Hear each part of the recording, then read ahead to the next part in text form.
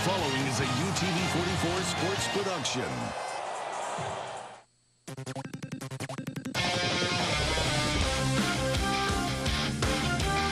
Friday night rivals. This is the UA Early College UTV 44 Game of the Week. Sponsored by Mobile and Baldwin County Sheriff's Offices and the Drug Education Council.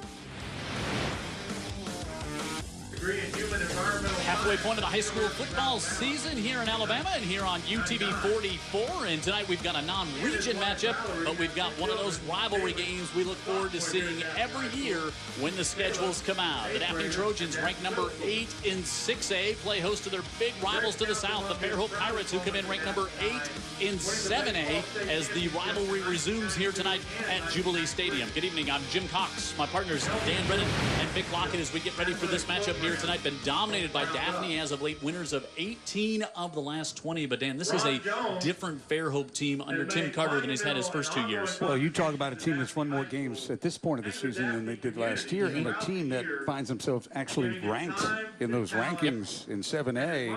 That wasn't the story the last couple of years. And a common thread, Coach Carter talked about one thing whenever he's had a team that is good, has a chance to be good, they all seem to have one thing in common for him. Yeah, a quarterback who's a competitor and who's a tough kid, and Devin Mitchell is just that. And he's got to be because he's not the biggest guy, but he's a dual threat player. And against this Daphne defense, I'll tell you what, you need every trick, every skill that you have. It's just tough to move the ball, but this kid's done a good job of leading this Fairhope team to 3 wins early in the season. Fairhope coach Tim Carter told us down in the field before the game, he said, hey, this Daphne front four, he said it's as good as I've seen in a long time. And it really, I mean, they're just nasty up there, Vic Lockett. They are. Their front entire 7, including their linebackers, are very good players. And they're led up front by Maurice McBride, 6'2", 250-pound senior, plays really well in the middle, controls everything coming up there.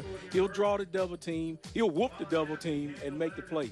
He leads the team in tackles for a loss. That's real important to any coach. He's got 5 because he loves to live in the backfield, Jim.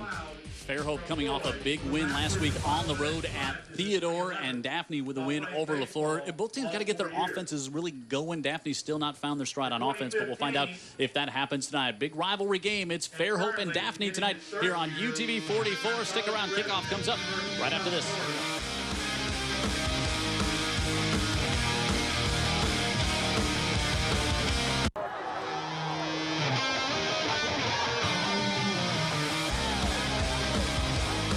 Here comes the home team, the Daphne Trojans. They will kick off to the Fairhope Pirates to open this one up as we are about ready to get going here at Jubilee Stadium. Again, if you're just joining us, Fairhope in 7A, ranked number 8. Daphne in 6A, ranked number 8. Each team 3-1 on the young season. C.J. Edwards back deep for the Fairhope Pirates. Diego Guajardo, big strong leg to kick off for Daphne. Special teams have been a big part of both of these teams' success early on. Both have not really hit their stride offensively, but playing good defense and good special teams. That'll win you a championship. Yep. Beautiful night for football, like a beautiful facility. And we're going to have an offside on the Trojans to open this one off. Kind of a different formation, really spreading everybody out from the hash mark to the boundary. That was a waste. Prior to the kick, really good kick. we had offsides on the kicking team. It's a 5-yard penalty. We'll re-kick. See our referee Sean Kelly, always like when he does the games here, gives you a good explanation of what's going on. Yeah, it was Sean and I were both locked out of the gate, locked out of the stadium together. So we had a nice conversation. Thinking maybe they were trying to do that to one and not the other. It's like and the message from him, my God, is be nice to him, be kind to him. I said, well, if you call all the penalties on the offense, we got a deal. That's nothing Lockett. on either defense. That is Victor Lockett. So often during the broadcast, we need to clear that up. That is Lockett. Guajardo still with the same result, puts that one instead of through the end zone, just 8 yards into the end zone. Let's get out of the sideline and welcome in the fourth member of our crew, as always, Tara Reeves on the sideline. Tara. Hey, Jim, you know, this Pirates team is not the same team that we saw last year. Just 4 weeks into the season, they've already won more games than they did all last year. And according to senior safety Brett Howell, it's because of the team's chemistry and their ability to play well together that's really been the key to their success so far. But going up against this dominant Daphne defense that's only allowing an average of 7 points a game, Coach Carter says his guys are going to have to play nearly flawless football if they want to win, because as you guys know, in a low-scoring defensive matchup like we're going to see tonight, it's going to come down to turnovers and penalties. We'll see who makes the fewest mistakes. Out of the backfield, Mitchell comes to Bell, and you saw it from the start. I mean, Daphne had all 11 stacked right up there in the box saying, go ahead, just try to throw it on. They're not fearing to pass at all. Yeah, so quarterback Devin Mitchell, 659 yards on the year, 2 touchdowns, 3 interceptions. He's rushed for 151 yards and a couple of scores as well. There's Tim Carter, 3rd year at Fairhope, where he's had a great career up at Monroe Academy and then a great run at Auburn, and then comes down here to Fairhope and really likes this class that he has here. Kind of thin last year on depth and really had some injuries at the beginning of the season. And there's Maurice McBride, who Vic highlighted in the pregame show. Well, not the way he wants to start the football game, and I'm sure Coach King isn't excited about that as well, giving him a free 5. So he came in a little early. He's just ready to play, but you can only play when the ball is snapped, Dan. Yeah. You want to wait on that. So it'll bring up a 2nd and 3 after the walk-off. Mitchell out of the shotgun, fakes it to Bellin, rolls out to the right, still rolling out, looking, pressure coming, and ducks under, and he's going to be tackled for a loss. Nowhere really to go. Pretty good coverage by Daphne in the backfield. Daniel Taylor, the linebacker. You know, you mentioned in the open, Vic, we talk so much about front 4 for this team, but the linebackers are also great for this Daphne squad. Here's the offense for the Pirates. Up front for the 5 starters, seniors, Ryland, Childress, Griffin, Jocks, and Huey there. Thompson, DeIrish, Dees, and Edwards. And then in the backfield, we'll see Bell in there. We'll see Brewer back there as well. Cole Claycusher. And so lost 2. It's now 3rd and 5. 1. And did they get it off, Vic?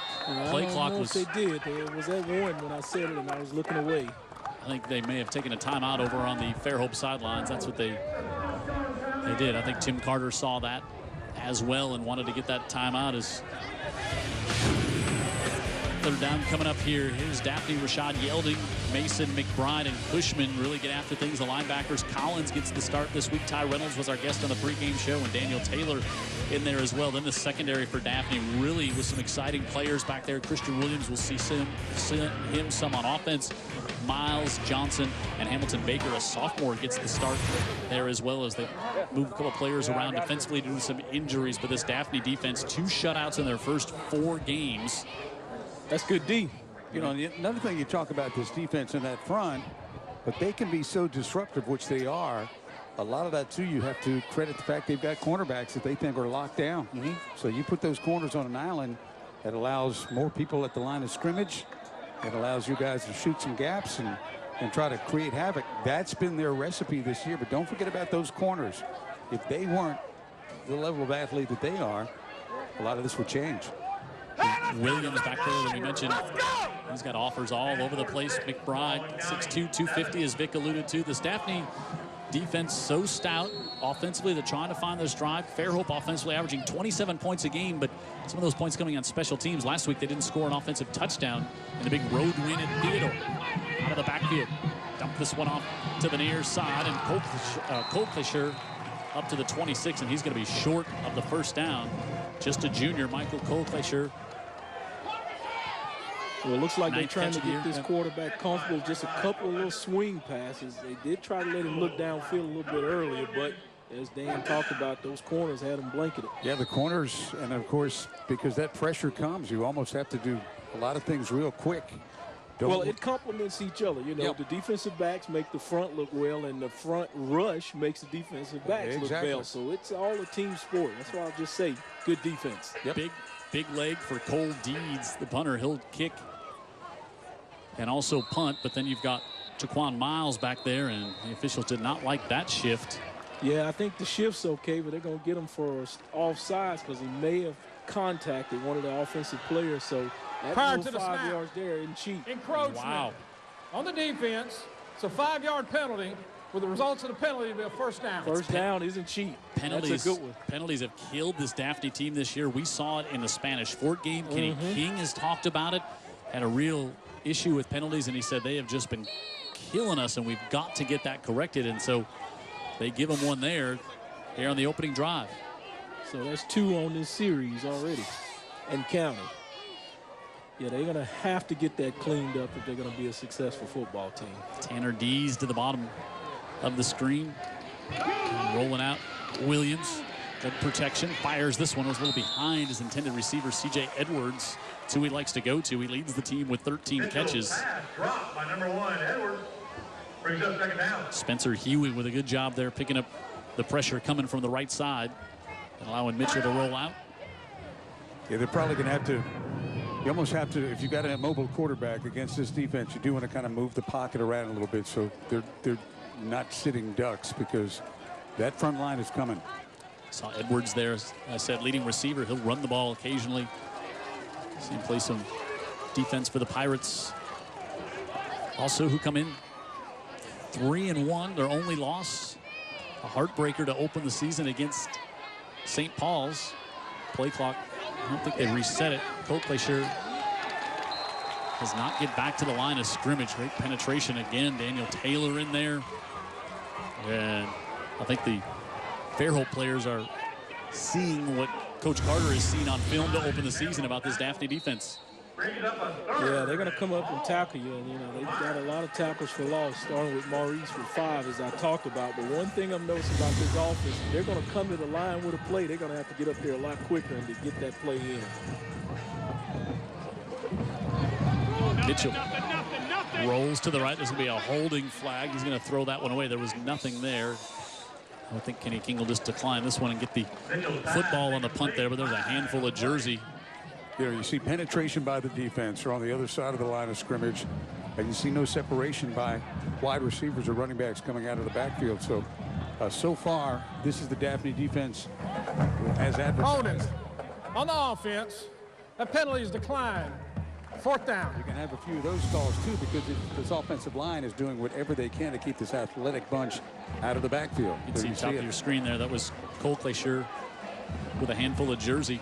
And what's happening there, he's almost having a single route when he rolls out, and he's taking just half of the field. And then if the back has to block somebody, that takes him out of the route. So there's just one receiver out there that he can see and get to. Boy, when you're... And he's not open. No, he's not going to be open if it's just him with 2 defensive backs to 1. Good punt.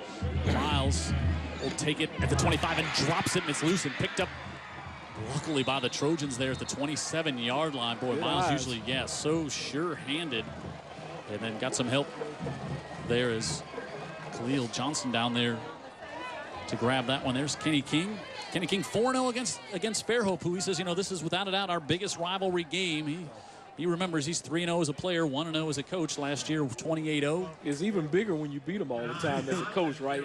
I mean, he's just disregarding Spanish Fort. Huh? Well, no, he just says that this is, he said, he just says this rivalry against, even though the Spanish Fort game actually means more because it's a region game. Now it is, yeah. But this is the big rivalry you did game. a good and job covering for him, Jim. I'll let him know. He makes no bones about it. This is it. He didn't want that cannon to make a sound last year when they played down in Fairhope and they got the shutout. Well, this was the big game he played in. Yep. Yeah, Spanish that's been probably going on longer than the Spanish Fort. I got it. Yep. Newman zips it to the far side. He's able to get that one complete, and the Trojans will have a first down to open things up as Connor Phillips, the senior, with the reception. And it's a long injury attorney's first down here. Rashad Yelding playing both sides of the ball here tonight. Wilhelm Weir, Santini, and McLaurin up front. Miles in battle. Monty, the tight end. Franklin in the backfield. Phillips, the receiver, just had the catch there. Chance Newman, your starting senior quarterback. Yeah, I saw Connor Phillips' dad last time we were down here. Good guy. Brother of Dr. Gary Phillips, great cardiologist. Zip to Miles. Miles trying to make a move. He doesn't. It's second time tonight. He's lost the football. Recovered by the Pirates. Wes Baumhauer at the bottom of the pile, I believe, is the one who has it. Boy, Miles made the reception. Look and out. now, Miles just got a flag as well. You know, you can't have that. You can't have the turnover. You can't have the reaction because it was a personal foul that really turned that game against Spanish Fort You're right. completely around. So not just penalties, but these type of penalties, can't have them. I thought Daphne must have come away with the ball at the bottom of the pile. I thought, boy, Baumhauer was right there. I thought he was the one who had it. But the... Yeah, I just really, really hate to see that egregious, unsportsmanlike player. That's not what we want to see on high school football night. Daphne recovered the fumble, Wow. but after the play was done, we had a dead ball, unsportsmanlike, on the offense. A 15-yard penalty, still first down. Juwan Miles at the bottom of the pile, just a sophomore, has had such a big year. Took those 2 kicks back for touchdowns to help beat Saraland. Well, yeah, he's just frustrated now because he knows he could play better, and he's used to playing better, but sometimes you're going to have a night where you're off, and he's still got a chance to recover tonight. He's got a lot of time in this game to make some big plays. Absolutely, and this team's going to need him. Got to keep his head cool. Mike Franklin, the running back, had 128 yards last week against LaFleur. Is lined up right next to Newman. Newman looking to the far side, fires off, almost intercepted. Boy, what a play there by that defender, right? Brett Howell, who was on our pregame show, has 1 interception on the year and almost had another one. Really a great young man who he and his brother both play on this team. Childress, Moorhead, Jackson, and Pitts up front. Edwards, Baumhauer, and Peter Ford, the linebackers. And there's Howell, senior, started last year for this team. 3rd and 19 coming up for the Trojans. Play clock approaching 5, plenty of time, and Newman gets it off middle of the field this time, and that time it's almost intercepted again. Wow, Howell was there. He's dropped 2 tonight. So 2 passes that could have been intercepted. Twice Daphne's put the ball on the ground. Yeah, with this kid, you know, he's a hitter, and obviously he's got a nose for the football. Playing center field here. That's a nice play. That's a great read, yeah. Didn't get the catch. Kind of hands were kind of inside out on that, but yeah, he had to clear the receiver jumping over, which was athletic in itself. And look at the size of this kid for a high school safety, Vic Lockett. This kid is beautiful. Solid. Beautiful. Line on the play. Ramon Bradley. Now, illegal substitution on the defense. It's a 5-yard penalty, 4th down.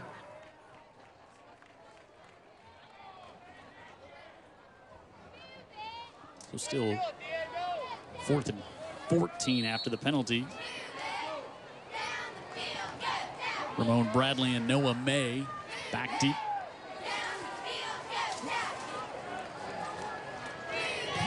Pressure coming, and great kick to the sidelines by Gajardo. We'll step this one out at the 21-yard line. Hey, you want to send us an email? Send us your questions, thoughts, concerns, comments. Hey, guys, at utv44.com. Got one for Tara? She'll get it as well. Send it to us. We'll answer your questions here in the booth. Honorary guy. Yeah, she's pretty knowledgeable. I'm glad Dan didn't see that. So it's 7-14. Do we extinguish the issue? It was an insect about the size of my fist. About the size of, you know, a defensive lineman. That thing earlier was inside my shirt, so Mitchell. I'm glad you didn't visually see it. Otherwise, you'd be in my arms. I promise you. It's palmetto bug season. Mitchell nowhere to go. You know, how often have we said that about a team playing against this defense? To a loss of 5 on 1st down there. Looked like that was just a bit of a misread with no real option. You need to break it down for us, Vic. What's going on with this defense and these offenses not finding anything? Mitchell again out of the backfield.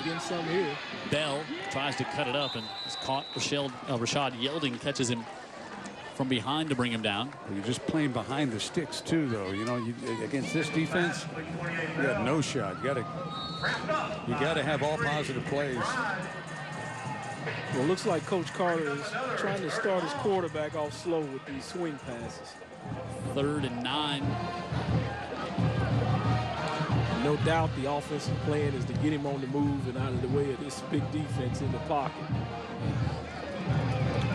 He's going to have to make a few plays. C.J. Edwards in the slot to the top of the screen. Play clock barely got it off. Mitchell steps up. Now looks to spin back out. Has some time. Nobody open downfield. Now he'll fire it, and diving for it was Ramon Bradley. Nice catch, nice pass. Got the first down. Wow, good work there to stay alive by Mitchell. Exactly. Yeah, look at him in here in this pocket. He had some time right here. He's a little bit nervous before he needs to, but then he still keeps his head downfield, finally finds a receiver open, makes a play for him. Good job by Bradley to get his hand underneath that. His 8th catch of the season for the young receiver. Now the quick out here. They go right back to the hothead, and Bradley's got a first down up at midfield, and he is into Daphne territory. McBride has to chase him down all the way downfield, and long injury attorney's first down. Nice play, but it is impressive that McBride is all the way downfield. And he just snatches him down by the shoulder pads. I mean, didn't tackle him. He just kind of like threw him down. The fact that he got there was a real effort play on a guy who's used to going the other way across the line of scrimmage. So we'll take a TV timeout here. 5.5 to go in the opening quarter. Scoreless. Daphne and Fairhope renewing their rivalry here on the Eastern Shore.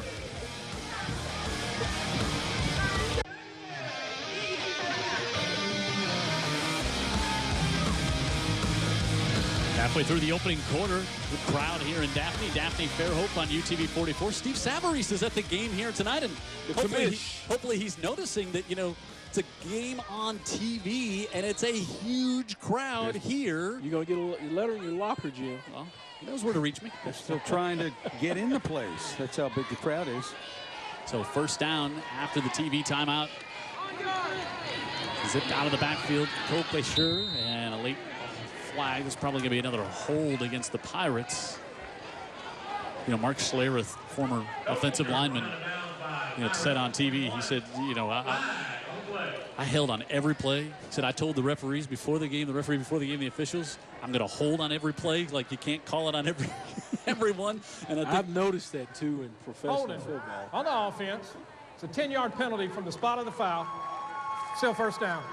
It's gotten ridiculous to me in the NFL. I mean, they're just coached to hold, looks like. Sometimes against the high school level, against this Daphne front, it's more of a survival mechanism than a football play. For yourself and everybody behind you. Devin Mitchell, the junior quarterback, took over the starting job as a sophomore last year, about halfway through the year for the Pirates. Watch the stick. Hey, Logan, watch the stick. He's low. Coming out point. Daphne expected pass, looks like, by their offense defense. Mitchell to the right, pressure coming from the backside, and he just gets that one out of the way. Jack Cushman was there putting pressure on him. Ooh, now a flag dropped at the end of that one. I wonder if that just might be a sideline warning over there, or maybe. Well, thus far, they've been flag happy, so they'll throw it and then they'll discuss what we're going to call. It was right over there by Coach Carter. Here's the explanation. Intentional grounding.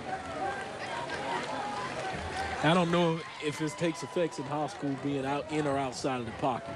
You know, Dan? Well, he was long outside of the pocket. So apparently it does not matter whether you're inside or out of the pocket. I think got to get it to the line of scrimmage, I guess, as well as a receiver in the face. Of course, and it's tough to get it to the line of scrimmage. You're rolling out that way. You got the pressure coming. I thought he had a receiver over there, but the officials had a good look and didn't hear a lot of. I didn't see the Fairhope sideline seeming to be super upset on that call. And now second and forever here for the Pirates. Mitchell with the right, Cushman there again, and Cushman will get him and pull him down. Unbelievable. I mean, just, you know, every play is like this. Just to give you a point of reference, if you happen to watch last week's game, Jack West stayed very clean against the Blunt defense that had designs on coming after him in that big win for Saraland. The week before, he was sacked 5 times by this defense, right. Daphne. So Dan Brennan, coach. 3rd and 37. If you got anything in the binder that you could dial up here. They haven't been good on 1st and 10. Mitchell comes to C.J. Edwards, and Edwards with yet another flag, and he barely got back to the line. I'm not sure he even got back to the line of scrimmage. What is that, about 3rd and 30? It was 3rd and 37. Wow. Now it's 4th and 38 at least. Might be a block in the back, maybe. Daphne will. If you're wondering, it could have been 3rd and 48, huh? They declined it right there. That's the 6th penalty called in this game, and we're not even near the end of the We're not even 8 period. minutes in, yeah. And so punt team will come back out. Really good athlete back to the field this one. Yeah, Jim. Christian Williams replaces Jaquan Miles after he had the drop and the personal foul. Cole Deeds will stand back at the 10. Not a bad replacement. High snap, but he gets it off. And knuckles this one to the right side and takes a good Fairhope bounce to the 32-yard line. So the Daphne defense has come as advertised, that we talked about in the pregame show, and getting ready for this one. Halfway point of the high school football season here tonight. Got teams playing out of the region this week, some playing out of the region next week. And Davidson, how about Fred Riley and the Warriors? A shutout last night, back-to-back losses for Theodore. Defense. In region games, McGill, Tulin, and Foley tonight. Baker hosting Jeff Davis in one of those non-region matchups. We'll get you the rest of the games coming up here. Williamson going on the road to take on Jackson. So Satsuma and UMS tonight. T.R. Miller and #1 ranked Mobile Christian. In the backfield, first carry tonight, as they came out slinging the ball around. There was Mike Franklin. Mike Franklin and Jay Pogue, who we'll see them both carry the balls. Last week they had 258 all-purpose yards between them.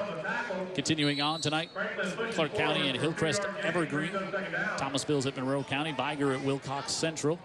Cottage Hill and Flomaton. Bayside taking on Excel. St. Luke's. Coach Ron Lee's got St. Luke's playing well. 2nd and 8 here for the Daphne offense. Then they go back to Franklin on the left side, breaks one tackle. He's a big back, and he's going to have another long injury attorney's first down here for the Daphne Trojans. We talked about Mike Franklin, 6'0", 202 pounds, liked him. We saw him run the ball last year. Really one of those big straight up and down rushers that can break tackles and bowl forward. And he wanted to get in that B gap at first, but he made a move and said, I'll go outside the C gap. A lot more greener grass out there, so he'll take advantage of it. Kicked the sticks, got him the first down.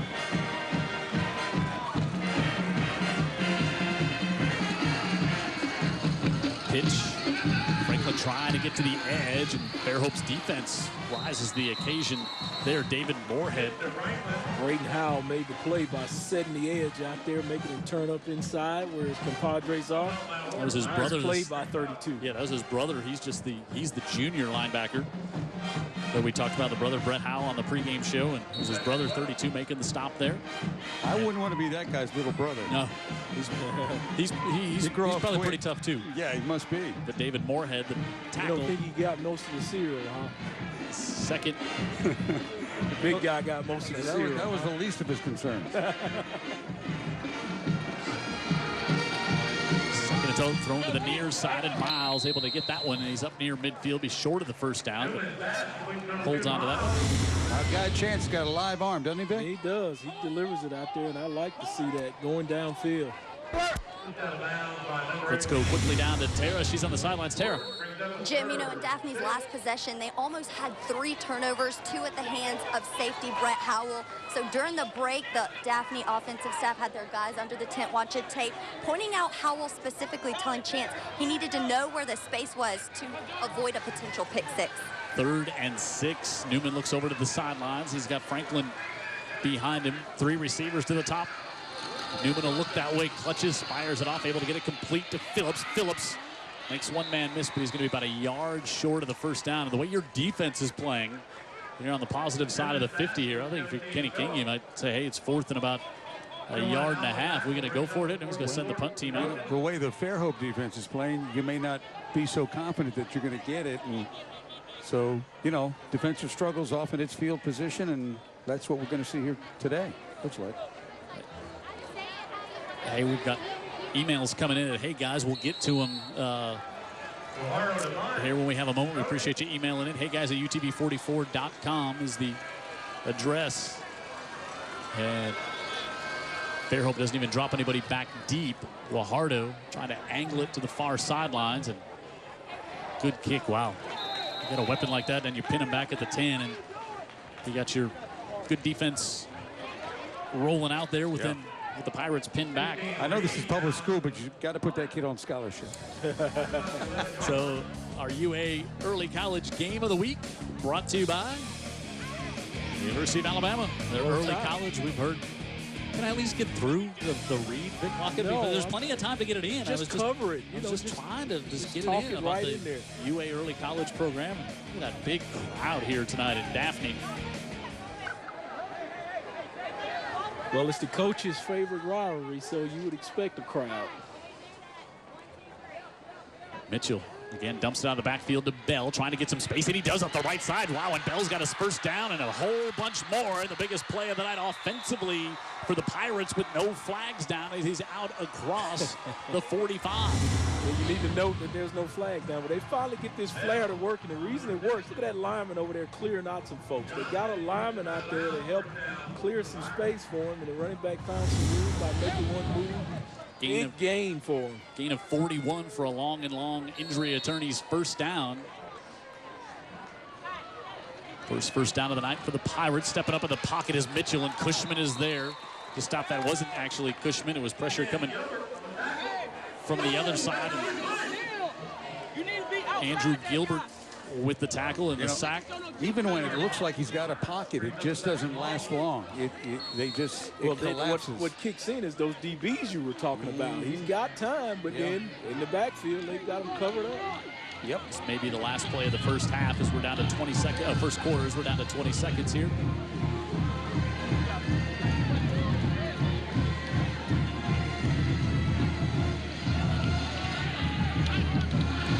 Mitchell. Blitz coming. That's Gilbert, ball up in the air. And they're going to say it's a fumble. They are not going to say it's an incomplete pass. Going to say it's a fumble. Touchdown, Trojans. Marion Collins, the junior linebacker, with a defensive touchdown. Boy, Andrew Gilbert was in there so fast. They have got to have been setting up the screen. They were just in there. Watch 10. And see, Cushman turned around, thought it was a screen. Yeah, it's the empty-handed pass there. But they won't get the replay, even though they've got a big, nice screen here. They won't get the benefit of the doubt. So what's called on the field will stand, guys. Yeah, and I think it was the right call. Touchdown. I agree. Anytime the defense scores, I agree with that. I understand that. But I legitimately think it was the right call. Daphne try the point after here. They're going to have to hope they reset the play clock for them. I got a little time. They can get set. We're at 19. Guajardo will come on to try to make it 7-0 on the last play of the first quarter. Defensive touchdown again for Daphne, and now was it just me, or was it just line? Charles way offside? Thomas Robinson, who he's been out. He's missed the first 4 games with a broken bone in his foot. His first action here tonight. Was he just kind of taking a free shot there, or was there something that actually drew him offside? Because I would like to think violent hit. Somebody encouraged him there in the interior. Guajardo, the left-footed kicker. Sneaks that one in. At the end of one, Daphne with a defensive touchdown on the last play of the opening quarter. And they're on top 7-0 over Fairhope here on the UTV 44 Game of the Week.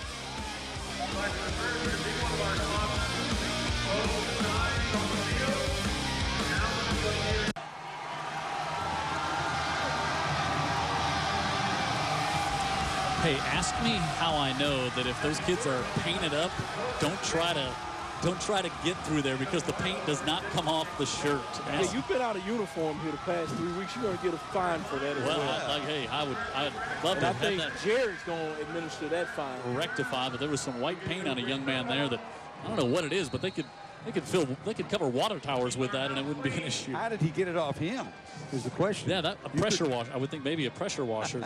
I bet that was fun.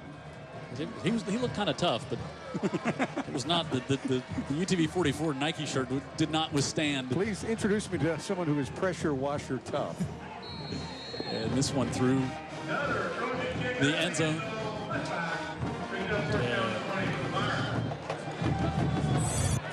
Hey, Fusaklis, you can pick up a party tray of 100 or a sack of 20. Lock it. Big lock Absolutely. it. 50, 100, 200, 300 or more. Threes. 300. Bears Steelers. You can knock back 300 Bears Steelers. Oh, yeah. First half. You'll have nothing better to do than just First half. eat chicken fingers, I promise. Plus, they got the best lemonade in town. Most importantly, don't take the food out of football. That queso sauce they've got on the fries. I'm telling you, Jim, you've never had it, but it's Game close to changer. heaven, brother. Game It's a changer, yeah. Bell trying to get to the right side and not much going on. Vic, what do you do? There. What do you call? I mean, you've been working, game planning all week to face this defense. Nothing is working. Well, I thought they had something cooking on the last drive one big until the play. turnover. Yeah. And they've got the right idea in terms of maybe making this defense run to the edges a lot. Okay. And then later on in the game, they should be exhausted. They've still given up just 28 points now. And wow, Gilbert buries Mitchell. Hey, Uncle Henry emailing in at heyguys@UTV44. Of course, everybody knows Uncle Henry. Nobody better than Dan. Dan and Uncle Henry shared an apartment for a while. I don't know if everybody knows that. But Wow. that is that incorrect. is some Now, Jim, major intakes there. Now you gave it to Lockett. And Lockett's believing it. So you want to clear that up right away? it was when you were moving down Nothing here. wrong with having a roomie. Kim hadn't gotten down here yet. But anyway, he wants to know who the best team in Baldwin County is. And, you say, okay, well, Spanish Sport's unbeaten. You got a Daphne defense that's the best. That's the best team, the best defense we've seen. Uncle Henry knows the answer to that. It's Bama. In Baldwin County, have they got a new campus down here we haven't heard about, Lockett? Did you hear the promos you were doing? All right, third down rolling out. Mitchell fires it, nearly intercepted. Wow, goes right through the hands of Logan Thomas. Wow. And a flag dropped right there. Yeah, guess what?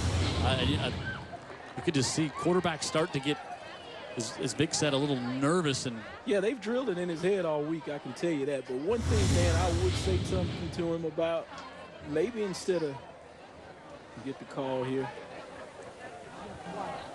rolling out because you're taking away the entire field when your receivers are the other way.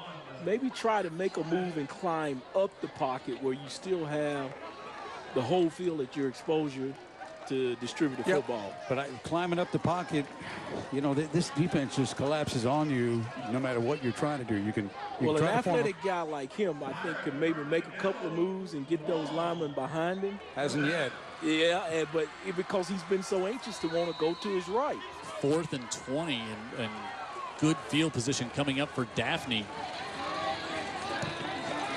Deeds with a good low line drive kick. Miles making Williams takes it on the run at the 30, and he's got great field position going for the Trojans here as he's down to the 20, and maybe this is what that offense needs, a real short field. And there's Christian Williams. We talked about this young man, a junior, so talented, offers all over the country.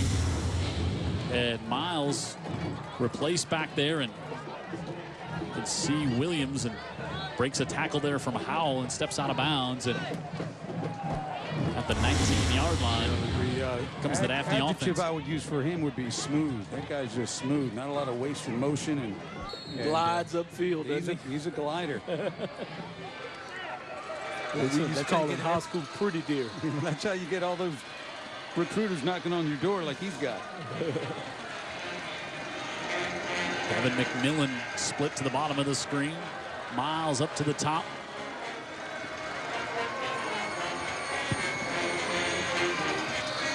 Low snap. They give it off to Franklin. Franklin gets a yard. Howell in there. That low snap just kind of threw off the timing of the play. Quincy Jackson, the sophomore, also in there. Yeah, we've been talking all night about this Daphne defense. How about the Fairhope defense? They made some plays. They haven't given up any points. No. That was defensive touchdown for Turnover. the Trojans. Speaking of Trojans, hey, we got a former Trojan watching this game up at the Hunt Camp. It's getting that time of the year, first day of fall. Folks are going to the hunting camps. We'll tell you about that in a second. Franklin right up the middle. Another flag comes in. It's going to be a hold. Franklin was going to be close. He's going to pick up about 8 on that one, but instead looks like he's going to get backed up on a holding call against the Trojans. Wow, so many penalties here halfway through the season. As I was saying, Patrick Ivey went to Daphne High School. He's a captain of the boat Breathe Easy. He's up at the hunting camp with Alan Staples, who's the captain of a boat called Windsong. And so we got a couple of captains watching the game up at the hunting camp, enjoying the high school football here on UTV 44. Let's look for the hold. That. Didn't see it there.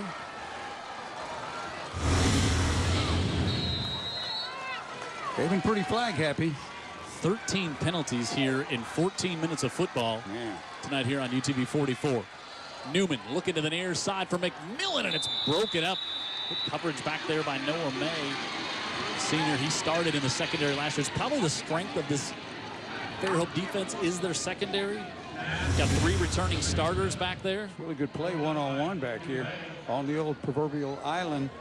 May. And McMillan, 6'1", big receiver, but good job by May to get in position and knock that one away.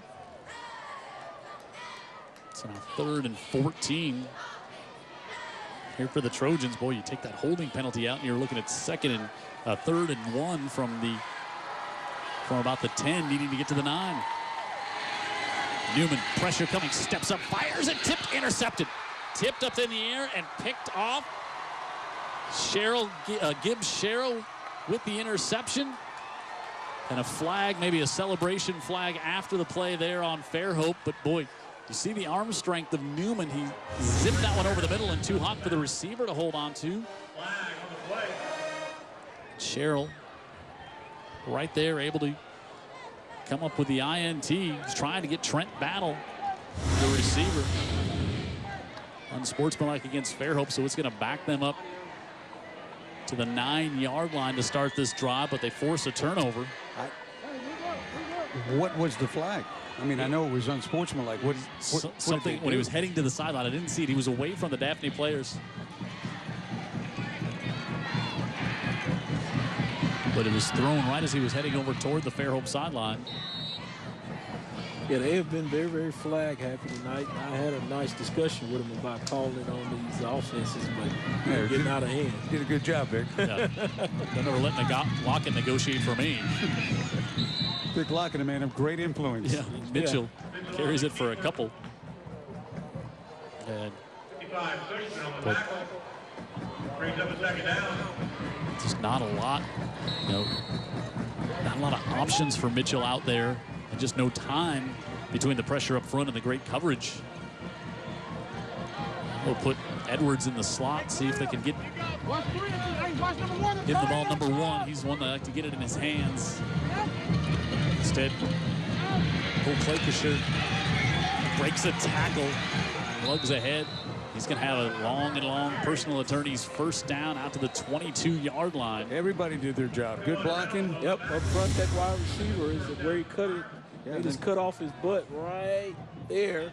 Great Got effort in front by of the defender. Yeah, great effort by this kid because he extends a few more yards, gets the first down. Nice job. Otherwise, they had him stopped. Just the 2nd first down tonight here for Fairhope. Khalil Johnson on the receiving end. Go back. Michael Colclasher, and he's up to about the 25. More people watching. Yeah, read option right there, right up the middle there at A gap to the back. I'm pretty sure Devin's going to pull it here tonight at some point. 2nd and 7 here for the Fairhope Pirates. They're off next week. They're in the stretch of 4 in a row on the road. rolling out. Mitchell has time, but nobody open. Now finds on the sideline. He's got it to Edwards, and he's going to have a first down to the 39, maybe the 40-yard line. Another long injury attorney's first down. And how about the poise from Mitchell on that play? Now, that was much better because it was a design rollout, of course, and then he had trips over there to his left where he's rolling out. So he had some options on some receivers, and he could visually see them downfield. He took his time and found one. And he didn't have somebody draped on top of his shoulder pads. Now they go back to Bell on the right side, and he's going to have another first down, and Bell into Daphne territory at the 45-yard line. Well, that's a good play call by Fairhope's offense because as soon as McBride comes off the field, because I thought he's a little bit winded, they decided to run in that gap where he vacated. Long entry attorney's first down, and now Mitchell wants to keep it on the right side and dives forward. Looks like he might have had something there. Yeah, that was that pull I was talking about. He kept running it inside of that A gap, and then he finally pulls it and goes around the end. That's what Fairhope's got talking about this. A lot of tempo, by the way, Jim. You can see they've up-tempoed it here. And we get a whistle here. Daphne's going to take a timeout. They notice that you saw the schedule there, as I said, in the middle of 4 in a row. This is their 3rd straight road game. They got an off week next week. Then they go on the road to Baker before they close things out, coming back at Davidson, then at Murphy, McGill, and Alma Bryant round things out for the Fairhope Pirates. I don't know if there's anything scheme-wise they're going over here as much as they just wanted to get their team to breathe easy a little bit, get them off the field just so they can slow down that tempo of Fairhope because they had really adjusted what they were doing tempo-wise and had some luck. Here's what Fairhope's got going on. You see that the only team 3-0 in the region so far. And you got McGill with a region matchup tonight against Foley. Davidson coming on. Theodore's already played 4 region games, as has Murphy. Theodore with back-to-back losses. And then Baker, kind of a lot of people surprised. They're 1-2. They had a tough start to the season. Tough schedule to get things going. But they've lost a couple in a row in the region after winning the opening week against Murphy to get a region win to start things off. So the timeout taken there by Daphne with 7:39 to go here. Jubilee Stadium. Jim Cox, Dan Brennan, Vic Lockett, Tara Reeves in the sideline, David Sharp, our statistician, Jared Kihas in the truck. And a host of others. Whole crew. They got rained on this afternoon after they got everything set up. Coakley sure trying to get around Yelding on the far side, and it will not happen. Rashad Yelding. Yeah, what a job by Yelding there, just setting that edge as the big phrase. And you would have liked to see if that's a read option for Devin to keep that one. Well, misdirection too, because the entire line of scrimmage was pulling to the right, so it was designed to take those defensive eyes and make them go the wrong way. They didn't all go the wrong way. They didn't all go the wrong way. They coached up well. Coach King's got them ready to go. 3rd and 11. Blitz coming, stepping up over the middle, and it's caught by Edwards. I think it was overthrown for the intended receiver, and Edwards is going to have a first down inside the 20. Edwards said, look down here what I can pull up. I mean, hey, quarterbacks, sometimes they've got to have some good fortune. Right there, he had some good fortune. He overthrew his initial receiver and the one that's over the top. Well, let's watch him. Yeah, I'll help you out. Yeah, I think he was trying to go over and behind him. Jackson Turner, and Edwards comes up with a catch for another long injury attorney's first down. And on the right side, Mitchell springs this one in for the score. Yeah, this time he decided to keep it, and it was wide open on the backside. And I'm saying Mitchell was going for Edwards, too. I'm going to give him this tough a defensive night. Just go ahead and give him full credit for the pass that led to this run. He still gets credit for the completion, and now he gets credit for his 3rd rushing touchdown of the season, and a chance to tie it here. Cole Deeds on for the kick, and we are tied at 7 with 6:43 to go in the 2nd quarter. Daphne and Fairhope battling here tonight in front of a huge crowd on UTV 44. It's our game of the week.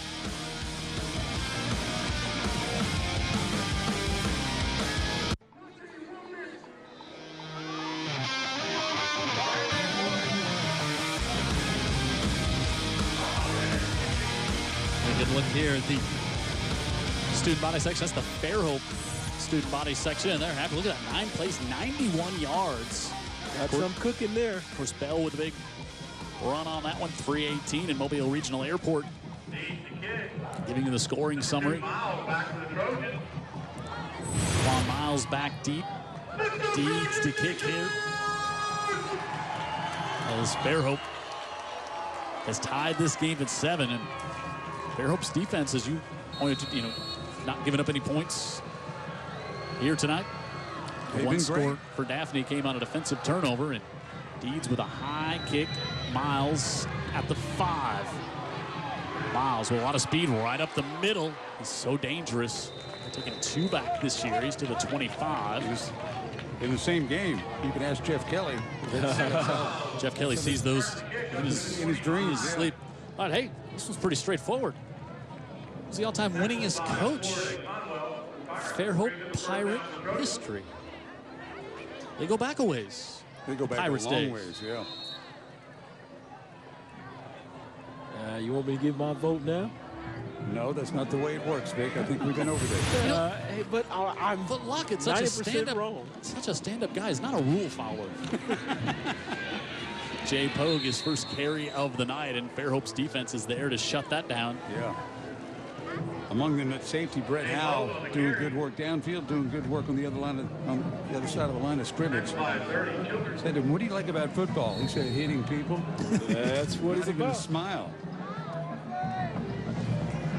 Not for the faint of heart. And if you don't like contact, you should take up tennis or golf.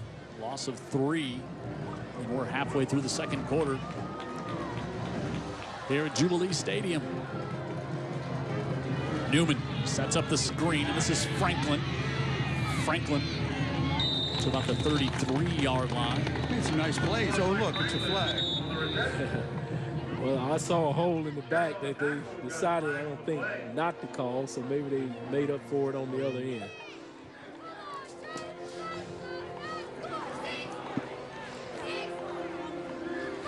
As our friend visits the booth again. Locker was pretty tough on the field, but that little moth that just came in here. Well, I think he's a bit of a beetle. Okay. I'm going to give him a way out. Block in the back on the Trojans. That'll wipe out that. And let's take a look here. There's Franklin. Oh, that's, yep. Yeah, it's there. It Joseph happened. Santini, yep.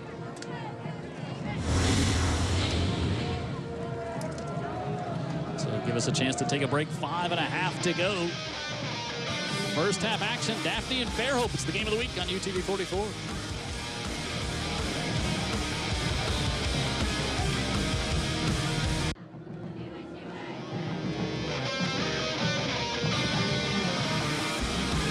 Jim Cox, Dan Brennan, Vic Lockett, David Sharp, our statistician, Tara Reeves in the sideline, Cherokee Haas. How about Vanya Kai? We talked about him. Has to go to the urgent care today because he lost a chunk of his ear while setting up, but he's here at the game. Yeah, toughed it out. He was questionable at 4 o'clock, but he's back here. And now out of the backfield, they'll slip this one off to the near side and stepping up. So Trent Battle. Actually going to come down where they mark him at is be very close to a first down. Just kept his legs driving, got some more positive yards. Kick the sticks, look like. Yeah. This watch looked like he was going to have this one shut down up the near side. Daphne says we've got the swing pass in our arsenal as well. So a long injury attorney's first down there for Battle. The middle, they go to Franklin. Hey, we had Willie Autry emailing us and want to know who was the first coach at Daphne to beat Fairhope in football. Go back to 1991. Eddie Tyler. And who's now our commissioner over here for the school system. He was the first coach, and of course 23-5 all time. That's how I know him, Coach Tyler. Good guy. The Trojans are against Daphne. Gets too much TV time, though, I can tell you that.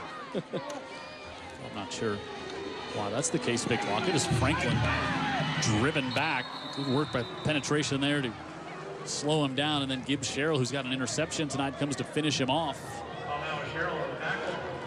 Wow, but the very first Daphne staff back in 1989, one of the members of that staff was Fairhope coach Tim Carter. Yeah, told us that in the pregame show. Wow. That's my senior year in high school. Daphne was just starting their program. Yeah.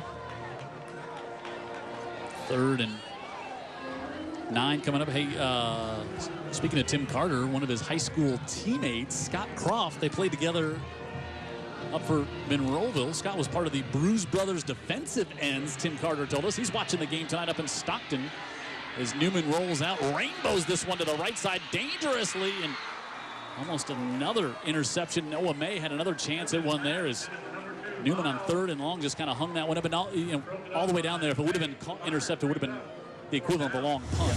Yeah, but he was kind of direct. You can tell these guys have played together here, because if you look at the rollout here, right here, he waves his hand for him to go on deep. He says, I'm going to hang it out to you, brother, but he ran out of arms. Yeah, was trying to get it to Miles there. That comes from all that 7-on-7 that they do in the summertime. Great relationship with your receivers. They can read the body language of the quarterback. And he just barely waved his hand out there. He knew to go deep. 3.5 to go with a punt. Coming out, wow, rolls it back. The snap was bad, and it rolled to Guajardo, and he sends this one out of bounds. You can't fault the punter on that one, but let's see where. Rhythm was all off. Yeah, let's see how far up the official comes to give Daphne, give Fairhope good field position up to the 43-yard line. Now, if it's not a good spot, one of the officials will throw a flag on the official. UA Early College Game of the Week brought to you by the Sheriff's Offices of Mobile and Baldwin County, and also the Drug Education Council. Thanks for always being a part of high school football here on UTV 44. Huey Hoss Mack, sheriff over here in Baldwin County, right? Vic Lockett, you're just like hoping like the speeding ticket gets taken care of one time heading down 59 is rolling out. Lockett's looking for some sort of county appointment. Mitchell got chased down there. Good pressure by John Davis. Seeing some new players on this Daphne defense we didn't see. Let's hope this kid's okay. Down on the field. It's Marion Collins who has the touchdown. He's a junior. Started the year kind of playing in the secondary, then moved up to start at linebacker. That's exactly why he was back there when that play happened. His linebacker spot. He was able to pick up a fumble and go with it. Ooh, yep, there's the ankle. Contorted. Yeah, looked bad, but thank God he's up and on his feet. There you go. A lot of ice on that ankle in the morning, I'm guessing, but maybe even a bit tonight. Yep, hopefully he's going to be able to come back on that one as we're down to 3:14 left. He's another one of those good players on that defense. Do you think this game doesn't have a lot of interest over here? So Scott Cooper doing some trout fishing off his wharf in Point Clear. He's got the TV out there on the wharf watching the game. Doesn't that disturb the fish and a if little Jim bit? wasn't here, he would probably be right next to him. I'd be right there with him. These boys call fish day or night, bro. Does not disturb the fish. 2nd and 11. Mitchell to Bell. And nothing in the middle of that Daphne defense. A whole host of Trojans there. Let's go down to Tara. She's got an injury update for us. Collins, it was running back Mike Franklin who went down with an apparent right ankle injury. He already had his ankle taped prior. The trainer tore off the tape, retaped it. Mike says he's ready to go back in and play, guys. That's good news for the Daphne offense. 3rd and 14. They required a tape on these guys. They used to do that to us in Alabama, and I've been guilty of sneaking out there without the tape. Without the tape? Yeah. Mitchell out of the backfield. Goldclay Kashir stopped. Great penetration again. Back there reading it the whole way. Juwan Miles came up from his safety spot and nothing there. Yeah, there's those DBs complimenting the front seven there, coming up and making a play from the secondary. So this defense of Daphne, you know, they play together on the same sheet of music. Yeah, so the bad punt gives you the ball at the 43, and Daphne's defense drives you back 5 yards. Yeah. Fairhope was able to put together that one big drive and capped it off with a couple of big plays, pass play, and then the run by Mitchell on the option. Yeah, I think Fairhope's just going to let the play clock run all the way down. They'll take a timeout here. And they'll punt it off and give Daphne the ball with about minute 20 left here. And that's what they do indeed. Daphne, you know, last week playing LaFleur, talking about this great defense, LaFleur had it in the red zone 3 different times, and Daphne thwarted him on 4th down all 3 times. Really so stout defensively and playing more kids. There's more kids playing now than we saw earlier in the season. Get some more questions here on. Got Danny Kidd watching the game as well. He's over in Baldwin County, watches every week. Enjoys high school football. Somebody's wanting to know who was the great defensive back that wore number 24 back in 1991 for Daphne. I'll have to work on that one. Well, University of Alabama Early College Game of the Week brought to you by Greer's. Also by Alabama Orthopedic Clinic. They will give you a player of the week each and every week. I don't remember who wore number 24 playing for Coach Tyler in 91. I hadn't quite migrated at that point. Snowbirds hadn't got here yet. Great kick by Deeds. And at the 25, Daphne offense will come out with a minute 13 left. And you were still enjoying the frozen tundra back then, right? I did enjoy it from day one, Vic Lockett. Flag at the 43. Good look at big crowd here. More folks. Going to be a holding call against Daphne. Community. Coastal Alabama Community College. One of our sponsors bringing our games tonight, and also our halftime show brought to you by Mobile Bay Harley Davidson. Harley's as low as $99 a month. We talked about that in the pregame show. You know, about motorcycles. How as much as the Harleys would probably love to see you and I drive one, nothing good was going to come out of that. No. Leave it to the pros who know how to do it. They can help you there. And there's so many, and we've got to be announcing a St. Jude cruise for St. Jude 95 KSJ here real soon. We have so many people that come out and love their bikes. Yep. And love the experience of riding together. And we'd love to watch them and pat them on the back and just say, hey. That's all right. That's exactly right. 1:12 on the clock, and the give to Pogue up the middle and carried out to the 17-yard line. Daphne has 2 timeouts left. Let's see if Kenny King chooses to use them. If they get something going here on 2nd down, then you. Yeah, defensive mind, conservative guy like him, I imagine he's just going to play it conservative, run the football a couple of times, and get into halftime, come back out refreshed, and play some more defense. Chance Newman. And I'm so wrong. Yeah, looking right side. Fires able to put it into a tight window to Jaquan Miles. It's going to be just short of the 1st down. Just when you think you know the mentality of a coach, he does something totally opposite, polar opposite. And Miles, you know, considering the fact he's got this season and 2 more after that. Yep. He's going to be a weapon big time. Well, he probably was thinking, hey, I'm going to give him a shot. Maybe he breaks one while and lull him to sleep over there on the Fairhope side. Daphne runs a big, long touchdown after a short catch. He's got the speed to do it. Daphne takes their timeout. They got 1 remaining on 3rd and 1 coming up here at their own 23. They will also get the ball back to start the 2nd half. Which is all the more reason you think they'd kind of take it to the half and come back out. Get the kids some Powerade and some water and get them refreshed and ready to go. Be interesting to see. So last week against LaFleur, Daphne in the 1st half rushed the ball for 11 yards. And then in the 2nd half came out and put 222 yards rushing on the ground in the 2nd half. That's a lot to pile up in 2 quarters of football. Yeah, especially when you couldn't do it in the 1st half. You know, kind of surprising, the tale of 2 halves for sure in that game as far as their ground game. I don't know if they're going to be able to crank it up on this team like they did LaFleur. These teams pretty even. Right now, so far. Yep, so far.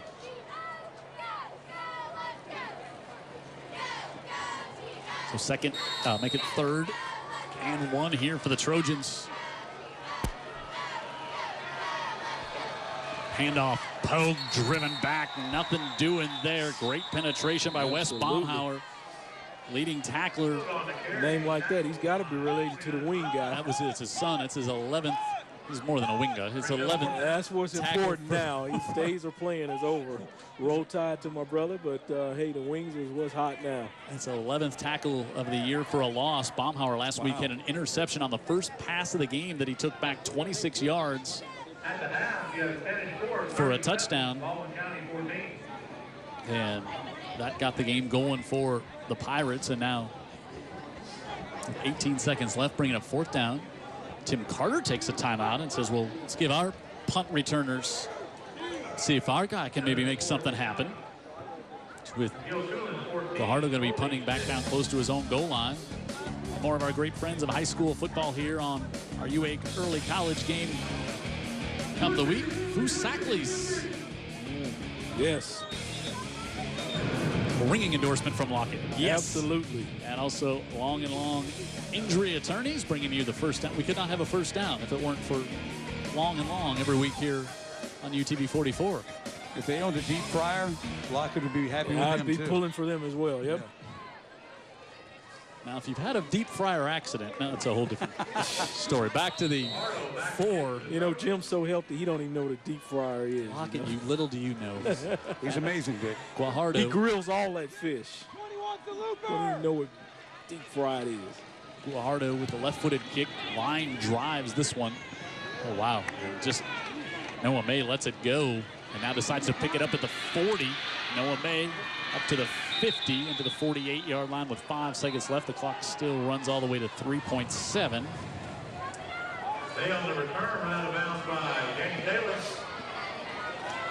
Brings up 1st down for the Pirates. So if you can buy some time to heave it down the field. Don't have time to get a quick play to the sideline and then set up the field goal team, I don't think. No. That is gone. Yeah. I'd like to remind you, Hamilton. Daphne, on this weekend. Great Field looks great over here at Daphne. Great environment for football. They do a good job over here. Stadium looks great, and Jim and I were commenting. This is a big stadium. The home side is nice. so huge. Yeah. So the 3rd and 7. 3.7 seconds left on the last play here, the first half. Mitchell over the middle, able to get that one complete. Breaking a tackle down inside the 15, still on his feet, down to the 20. There's a flag on the last play of the half is Ramon Bradley, the freshman, who's been one of the bright spots offensively for Fairhope. Be a block in the back. Taken out of bounds by 24 Miles, flag on the play. There before Miles knocked about. You can see why they want to get the ball in the young freshman's hands. He's in space. He can make things happen. That's another guy, an easy projection that he's going to be a big player for them. So block in the back, and Kenny King will decline this one, so the half will come to That is the half. an end. So there's where we are, 7-7. It's the game of the week. Wow, it's been knotted up here. We talked about it's going to be a couple of great defensive teams out there. That's what we've seen so far. Tara is down on the sideline. She's got Kenny King. Tara. Coach, not only is your defense limiting Fairhope, but Collins took a fumble recovery in for 6 himself. How are you able to be so successful on defense no matter the opponent? Well, the defense, they come every week coming to work, so they've done a great job. Hopefully they can continue. I know they played a lot tonight the first half, so hopefully we can get in here and recover and have a great second half. And speaking of Collins, he went down moments ago with an apparent right knee injury. What's his status? He's good. We wanted to keep him to after half, but he'll be right back out there. Thank you, Coach. Halftime 7-7. Kenny King and his team tied up with Fairhope. Kenny King, as he talks about, he's done 4-0 against these Pirates, 3-0 as a player, 1-0 as a coach, and wants to keep it that way. Every week we have our player of the game. Jack West. Vic Lockett, you kind of like what you saw last week out of this young man. Is there any question anybody else would win this award? I mean, he was just in the zone last week with his passes. They kept him clean, good firm pocket, just dropping it in the basket. Defensive back can't do a thing. And he's right there to try to make the play, but an unplayable ball. 42-14. Saraland with the win, 35 unanswered against Blunt last week in the Alabama Orthopedic Clinic Player of the Game. We'll give you a chance to vote on them after the game tonight. We'll choose 3, and you can go to utv44.com and click on the high school game of the week, and you can vote for your favorite player, and we'll tell you about who it's going to be at halftime next week of our matchup here on UTV 44. We'll take a break. When we come back, we will hear the Fairhope band. They are big, they are good, and they are loud, and they are up next here on UTV 44.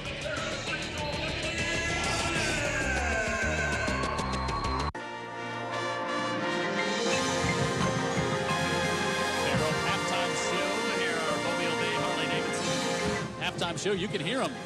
Now let's go down and watch them. They're good, they're loud, they're Fairhope.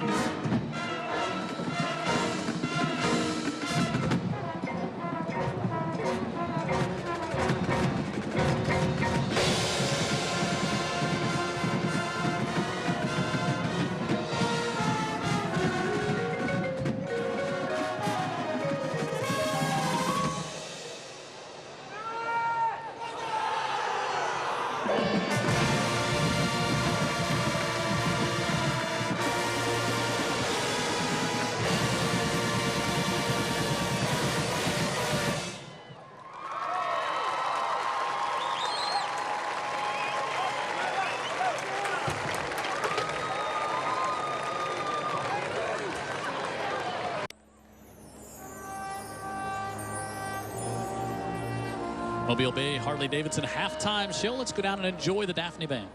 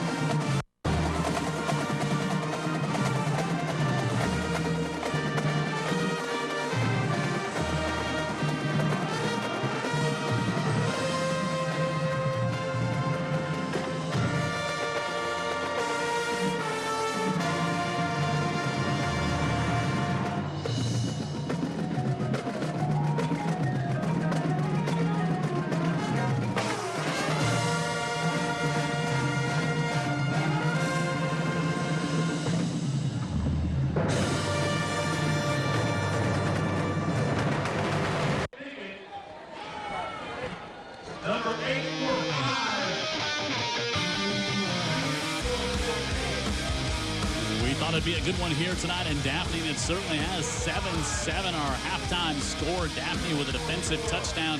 Fairhope with one on offense. That's all we've had as far as scoring. We have had a lot of penalties, but we've seen two good teams defensively here, and I think on that side of the football, kind of what we expected we'd see tonight. Yeah, a little sloppy as far as all those penalties, but you're right. The line of scrimmage has been won by the defense. Yeah, and I mean, that's what we expected, and they've not under-delivered for certain. Yeah, offensively, neither team really able to get much going. It was Daphne able to get on the board, though, and, you know, they've done it on special teams. They've scored defensive touchdowns before, and kind of how they got it going here tonight as well, and it came with just great pressure as it was Gilbert who was coming in with great pressure there, and Williams, no chance. Ball goes up, and Marion Collins picks it up, takes it in for the touchdown, and that was 7-0 in favor of the Trojans. And then right here, tipped up in the air and an interception as it was Gibbs Sherrill coming up with his first pick of the year, returning starter here. And then over the middle, this one, we thought he was maybe trying to go underneath, but Edwards got the catch. Dan said, nah, Williams was going to Edwards the whole time. And I like you giving the kid the benefit of the doubt. Somebody had it stick up for him. Then Williams pulled it down and ran it in for a touchdown there. You see the first half total yards, 60 yards in offense for Daphne in the first half, 195 for Fairhope. Just the one turnover, 11 penalties in the first half. A similar script to the last time we saw Daphne lose that squeaker to Spanish Fort. Yeah, only 8 first downs in that first half combined. Newman 7 of 10 for 50 yards. And we'll see Daphne's offense come out here to start things off. And let's go down to Tara. She's on the sidelines. Tara. Hey, Jim, you know, I spoke with Coach Carter, and he said that he's impressed with what his team has done so far. Now, unfortunately, they gave away 6 points with a miscue, but he's feeling confident that here in the second half, Devin Mitchell is going to be enough of a threat to get a win on the road here tonight. Give that one off on the far side to Trenton Battle, and nothing doing there. He's going to lose a couple on first down, kind of what we saw a lot of in the first half. Again, Daphne, and they've got some playmakers. They've got a quarterback who can sling the ball around the yard. Just haven't been able to get it going yet thus far.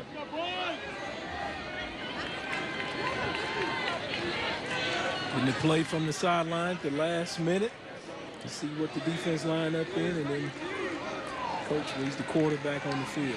Newman gives it off on the inside and back to the original line of scrimmage, but not much more. If you missed the first half, this is what you missed. Yeah, what you've seen here in the second half. A pile in the middle, right? Yeah, that's pretty much been it. That's fun to watch. Good football. Franklin got it up to the 21, so 3rd and 9. We'll see who comes out of the half line with the best adjustments to move the football on these tough defenses. This is when you got to start coaching.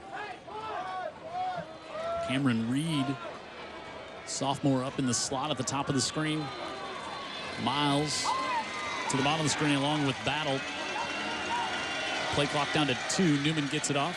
Fakes it off. The Battle wants to go over the middle for Miles, and it's incomplete. Good coverage over there. Noah May running stride for stride, and a quick 3 and out. Nice job by the safety to roll over there too. Cheryl was there too. Fear those footprints. Yeah, number 8's the guy who had an interception in the first half. Right there. Yeah, good job all the way around. May will be back to try and return this one. And Guajardo will punt from the 5.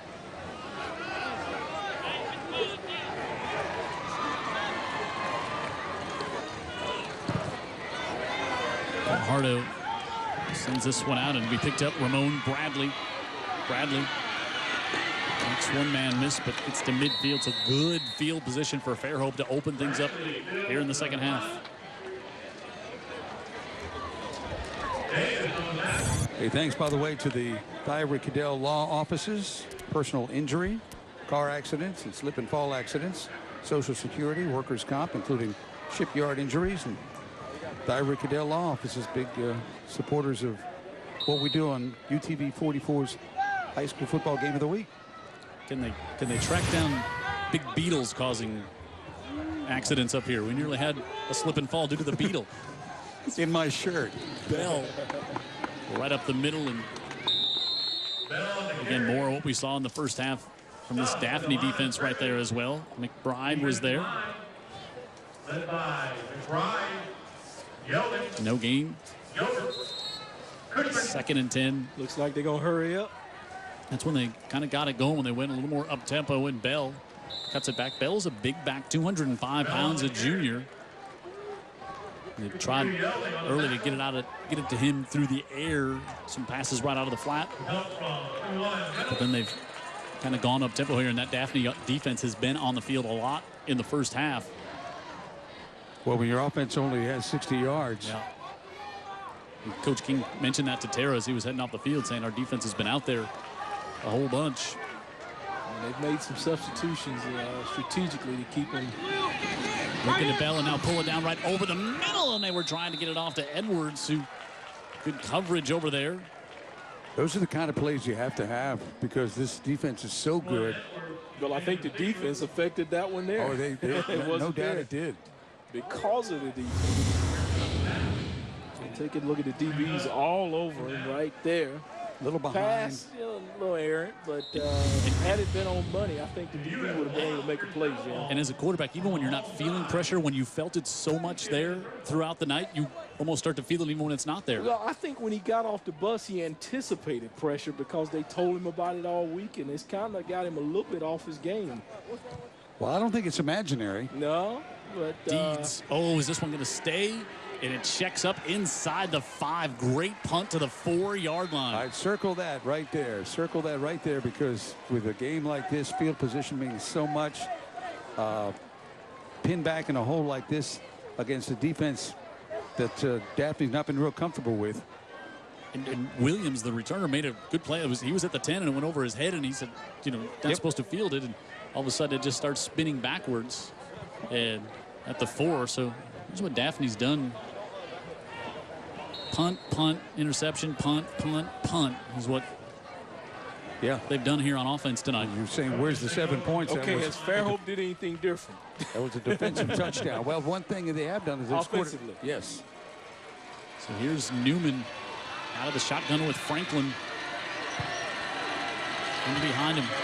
Give it off to Franklin, trying to come on the right side. He's big and strong, and good open field tackle there to pull him down, but you can see why they like to get Franklin there, as it was Braden Howell who made the stop and a flag. 12 yards behind the play. Okay. Sideline warning. Just a sideline warning. Sideline guy says, hey, give me some space to work with over here. Keep your players back. Coaches, you stay back. Next time it will be an infraction.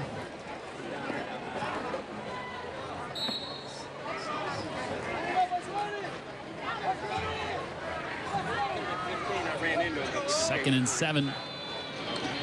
Franklin again. Tough going there in the middle. Baumhauer was there as he tried to get on the left side. And let's go down to Tara. She's got an educator spotlight.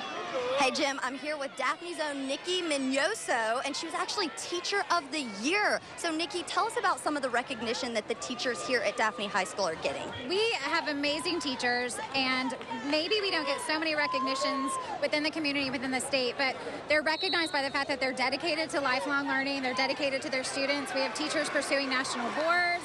We have teachers in a new program here called EMITS. We have teachers pursuing graduate degrees. They're just constantly working to be better. They're really wonderful. Awesome. Thank you so much, Nikki. Back up to you, Jim. And a first down for Jay Pogue. A long injury attorney's first down. Wow, big 3rd and 7 conversion there. I think that was a huge conversion because if they're punting from their own end zone right there, no telling the field position that Fairhope has. Fairhope's got a good kicker, too. Hunter Monty, the tight end there. Good job on the block to help free up Pogue. And nice hesitation by Poe there to let the hole develop and open up. As we said last week, only rushed for 11 yards in the first half and then turned it on in the second half. And now, another good, strong run by Pogue, and he's going to lunge forward for another long injury attorney's first down to the 35. I think he was a spark plug in that Spanish Fort game, too. You're right. Made some good runs in that game. Well, credit the Daphne coaching staff. Looks like they've made an adjustment offensively to get the ball rolling downfield. Charles Robinson Thomas in the middle there for Fairhope again. He missed the first 4 games, but at 6'1", 265, and there to help fill the gaps. Quincy Jackson there as well. And Fairhope, boy, look at him just stacking the box. Pogue slips a tackle. Pick up 4 on that one before he's brought down by Gibbs Sherrill. Still be some good positive yards running right there in that A gap. But boy, even if this drive turns out to be a punt, just moving the ball the way they have. No, you can't do it between the G's. You got to get past that G. Yeah, flip the field position back a bit. Battle in motion and is dropped by Newman. And Newman wisely just falls on that one as he saw pressure coming. Brady Smart was right there, and that's just an unforced error there. He never really had it. He never had it from the snap. He mishandled that one, didn't get it to the back. Yeah, wise enough just to hop right on it. So 3rd and 10. Out of a senior quarterback, protect the football at all costs.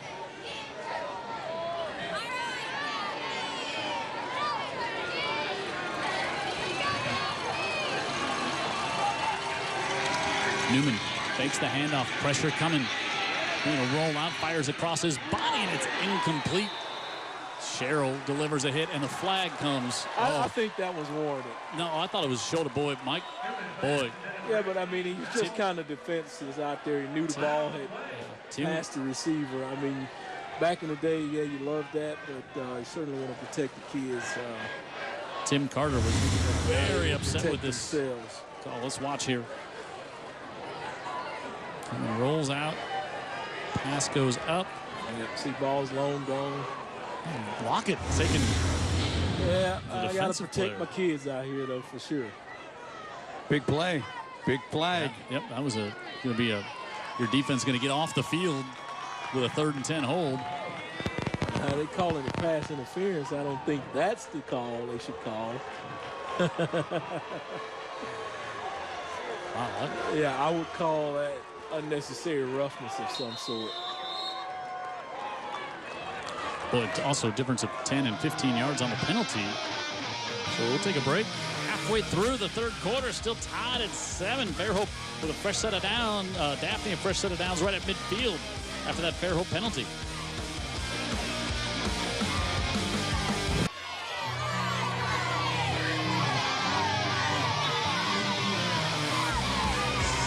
Our score here halfway through the 3rd. Jim Cox, Dan Brennan, Vic Lockett, Terry Reeves on the sideline, Jared Kihas in the truck, David Sharp, our statistician here in the booth tonight. So Fairhope's defense whistled for the penalty on 3rd and 10. And now Daphne has it right up at midfield. They started this drive all the way back at their own 4. Franklin in the game. They've had some good work at a Pogue. Franklin falls forward to the 44-yard line after he picks up 6. Daphne ranked number 8 in 6A. Their only loss, the game here on UTV 44. Kenny King pointed out 0-3 on UTV 44 in his 2 years. He's not going to get asked back here. So they're off next week. Then they go to BC Rain, Gulf Shores. Then they've got a big one against Blunt coming up on October 20th up at Blunt. And now Franklin up the middle of the field, and Franklin's still on his feet. And an ankle tackle at the 7-yard line. Jordan Williams, the sophomore, brings him down. Well, you know, this is that 7. Same thing you were talking about from the LaFleur game, where they just started running it so well in the second half. Long and long. LaFleur? Yes, long and long injury attorney's first down here for the Trojans. It's the deepest they've been, I believe, in Fairhope territory as well. And Franklin stood up there and wrestled back Peter Ford, the senior linebacker, one of the first ones in there. Yeah, I like the way Fairhope gang tackles. Once they get you, I mean, the rest of the guys show up for support. They're not handing out candy bars when they get there. No gain on first down. Ford had an interception last week in the win at Theodore.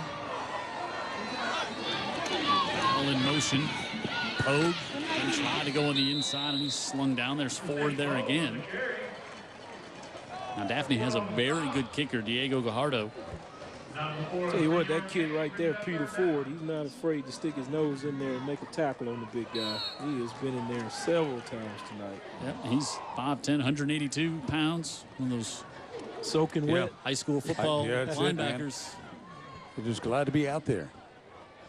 Yeah, he'd show up tomorrow night if y'all would tip yeah, tomorrow morning. 3rd and 8 here for the Trojans. And a delay. Oh, no, not a delay, a game. I think it was false start. Procedure. Yeah, so that's going to be now 3rd and 13 here for Daphne. And Daphne has not been able to move the ball down the field through the air much at all here tonight. And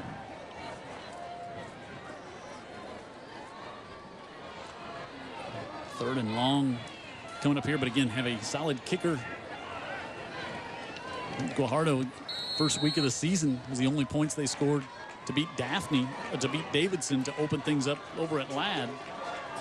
Left-footed kicker too, and he can really pump it out when he's accurate. Newman looking over the middle of the field, and he's got Miles for a first down, 1st and goal.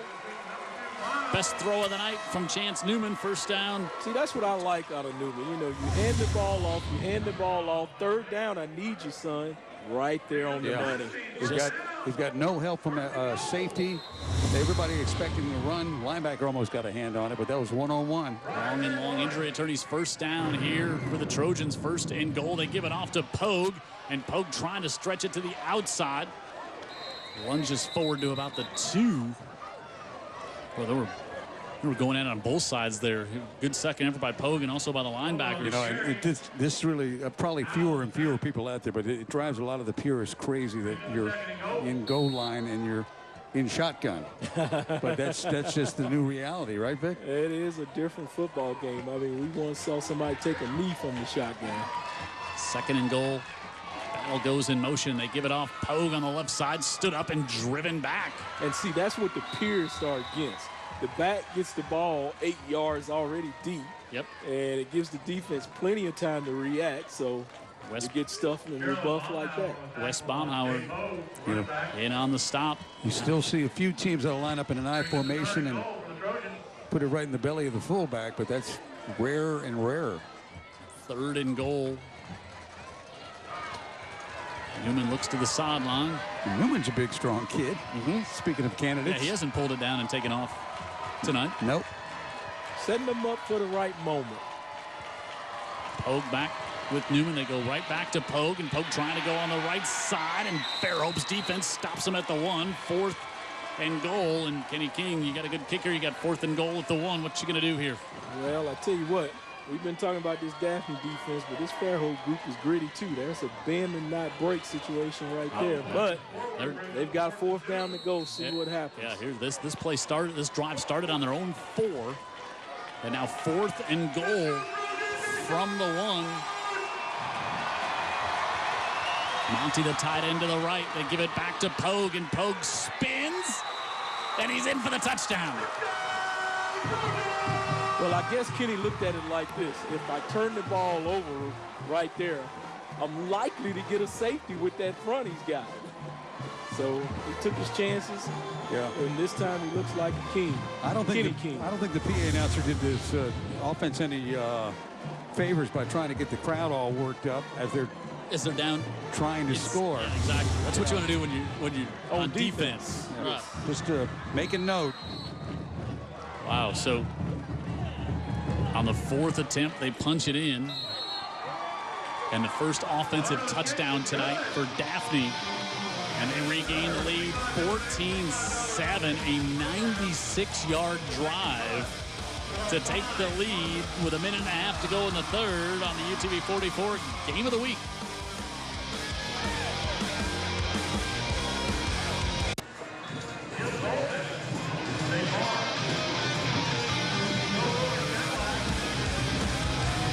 Daphne student section, their team on top. 14-7 here on the UTV 44 Game of the Week. Jim Cox, Dan Brennan, Vic Lockett, Tara Reeves in the sideline, Jared Pihas, and our entire crew setting up early on a hot fall day here in Daphne, and a little rain shower just at the end of the afternoon, so their shoes got wet. You missed the snow, Jim? Yeah, Fajardo sends this one into the end zone. How about that drive by the Daphne Trojans after the great punt?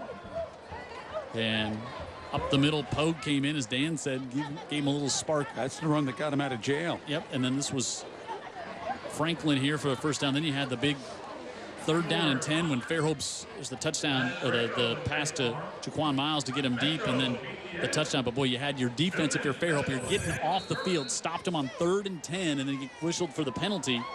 15-yard penalty, 15 plays. You don't see a lot of 15-play drives at any level. Oh, and we didn't see one coming, you know, Jim. That right. The whole thing was what we saw in the first half. We didn't know if they were capable of a 15-yard play, of a 15-play drive. Bell takes the handoff and tried to jump ahead, and nothing doing there. Ty Reynolds, the senior linebacker, he was our guest in the pregame show. Moved here from Arizona. His dad on the coaching staff here came with Kenny King. He said, you know, that's defensive coordinator. Yeah, so you got to have a lot of faith to move from Arizona to Daphne to take a high school. Well, we play good football job here. I guarantee it's a lot better than out there in Arizona. Vic Lockett from breaking down all that Arizona high school football tape. We think so too, though. We think so. CJ Edwards. But does he eat grits? Started. He doesn't know what they are. Edwards started. Jim's still trying to figure them out. Oh, no, that's not true, Vic. I love him.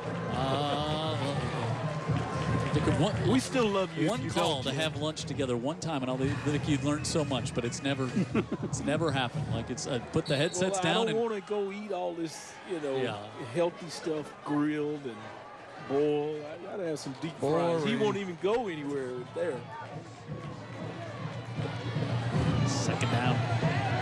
Looking pressure coming and dropped. Jack Cushman with the sack. Yeah, Devin's trying to let those routes develop. Some in his head's got to say, they're getting me. Yeah. I don't have this much time. I think Cushman was out of position when he was a linebacker. I agree. Remember last year, started at linebacker after a couple of games, then moved up the defensive end, and really also coincided when they went on the 8-game winning streak. That's him. In space, not as much. 3rd and 17. Fairhope. Williams going to pull it down, still looking, and dropped at the 10. I think he had a man, just wasn't confident in his arm to get it out there. Well, and kind of had to throw it against his body, and maybe thought, as he was looking for Tanner Dees, maybe thought, well, maybe see if we can live to another day. We'll have to punt here, but we're not going to turn it over deep in our own end. Through 3, Daphne with the lead, 14-7 on the J. Pogue touchdown there late in the 3rd quarter.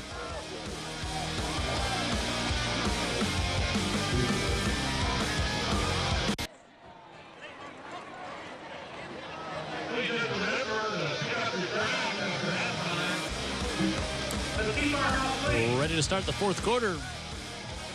Fairhope student body section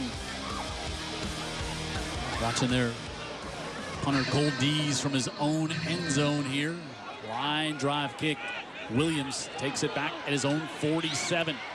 Williams reverses the field. Boy, he is a playmaker. And hey, guess what?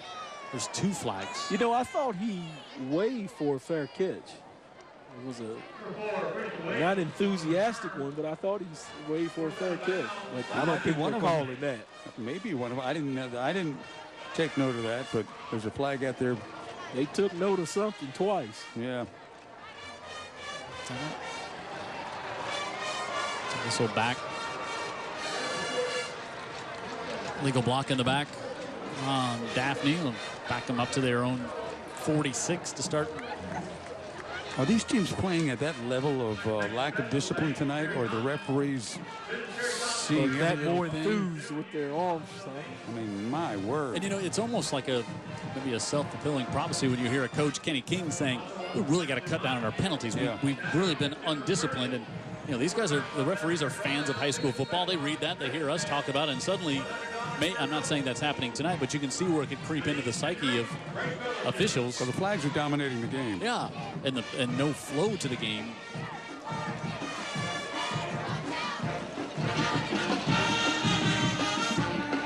Newman gives it off to Pogue. And along the line of scrimmage, still on his feet, keeps driving and gains 1 on the play. No quitting that young man. Noah May finally able to pull him down. 6A region standings, there you go. Nobody unbeaten except Spanish Fort. Ben Blackman, that's when he said, when he won here tonight, when he said to Terry, he's like, I'm not sure we were the underdog here tonight. Yeah. And they're winning big tonight against Baldwin County. Not a region game. Now they're undefeated in the region, but everybody at least has got a loss overall. Blunt with that loss to Saraland. Daphne with a loss to Spanish Fort. Saraland with a loss to Daphne. So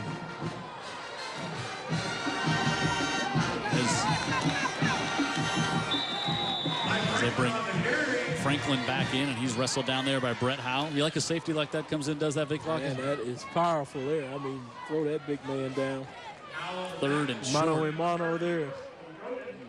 Kenny King. Yeah, he's a man right there, 21. He plays a little offense. He's carried the ball a few times, couple of receptions. Not a shrinking violet, but strong safety. 3rd down here. Fairhope's defense trying to come up with a stop to get their ball, get the offense back on the field. They go to Pogue, and Pogue's going to have the first down. It's a long injury attorney's first down. He had it immediately and then fought for a few more yards. And notice the way opposite of what Fairhope was doing with their up tempo. This team is really letting that play clock run down, and you know, consequently the game clock run down, and taking their times in between plays. It's, you know, just kind of squeezing that clock on whatever hope Fairhope has. And now at 10 seconds, Chance Newman will look over. And at 5, they'll snap it.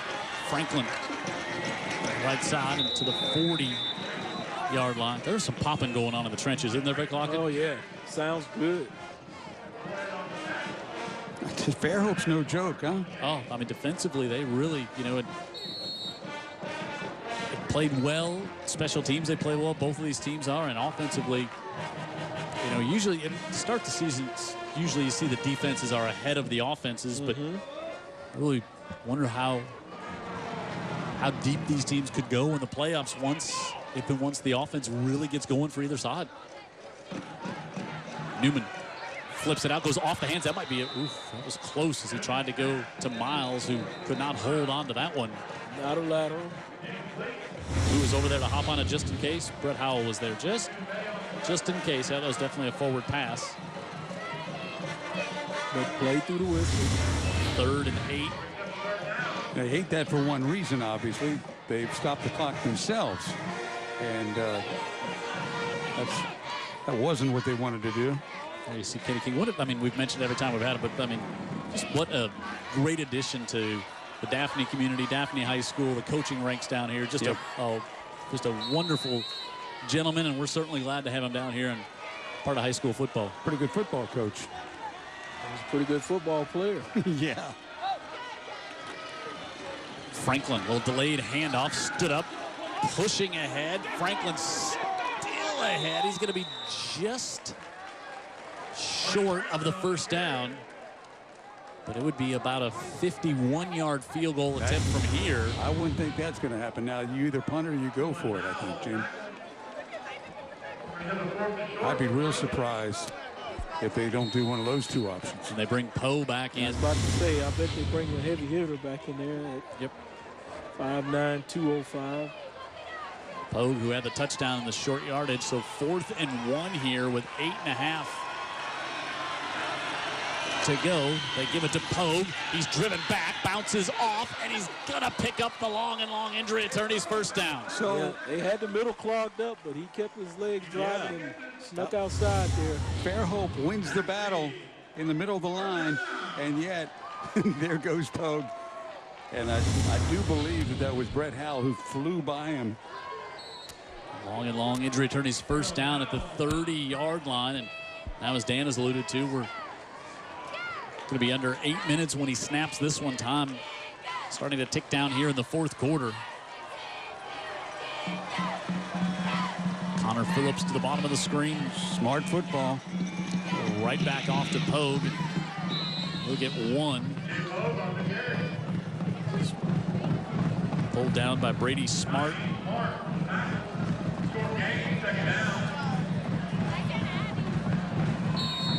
It's like one of these games that may come down to the wire. Unless they pull ahead here. All indications, and also the referees, you know, they can't just whistle it back into play immediately. They've got to wait till everything is set, and that burned 10 seconds before the clock started. Newman, little play action, rolling out to the right side with pressure. Rolls and fires it out of bounds. Good strong arm by Newman to get that one out of bounds and away. Yeah, because that could have been a disastrous sack all the way back at midfield. Yeah, they were hoping to get something cheap right there, Vic. They were, but credit to Fairhope defense. They were sound, and they were looking for it, and they read their keys and reacted correctly. Yeah, that was David Moorhead. He's got a sack and a half on the year and 9 tackles for losses, so he knows how to get in the backfield, and he was putting the pressure on. Moorhead 5'9", 187 as your defensive tackle in 7A football. But he's scrappy. 3rd and 9. Give it back off to Franklin. Franklin to the 24, and Fairhope saying that ball came out. The ref saying 4th down. Boy, there's a lot of guys in white saying that's our ball, but let's see if the ball does pop out here in the replay. Kenny's confident enough to run the ball. 3rd down. He was definitely down, but his knee was definitely down. Okay. Yep. Came out. He was definitely down. This time they'll send the fluorescent wearing kicker shoes out there. Fairhope blocked a punt and took it back for a touchdown last week. So this one from 42, Diego Guajardo. Tough anger. Left-footed kicker from the near hash. And a lot of leg, but no good. Yeah, if they slide the goalpost over just a bit, he might would have hit it straight ahead. But like you were talking about, Vic, from the left-footed kicker from this tough angle, from this ash. And so Fairhope's defense comes up with a stop with 6:08 to go. That's a big miss. Yeah, but not before Daphne ate a ton of clock off. And now you've got Fairhope's defense that has been out there so much in the second half after that long drive. And then that one, but now Fairhope's offense out here to see if they can get, they need a touchdown. Well, I can tell you this, with the way they've been able to move the ball, at least control the ball, Daphne on offense, their defense is a little more rested here in the second half. You're right. It's almost like the script is flipped here in the second half. Looking over the middle, able to get that one complete. Again, it's the freshman, Ramon Bradley, and he's got a first down inside the 40 down to the 37-yard line. Yeah, Daphne looked like they were expecting another run up the middle here, but the quarterback sets his feet, delivers a good slant to this receiver here. Got defenders on the ground in the backfield, and long injury. Good pickup here along the yard. Long injury attorney's first down, and we'll take our TV timeout halfway through the fourth quarter. What a big play for Fairhope to move it down inside Daphne territory. Stick around. Fairhope and Daphne, a good one here tonight on UTV 44.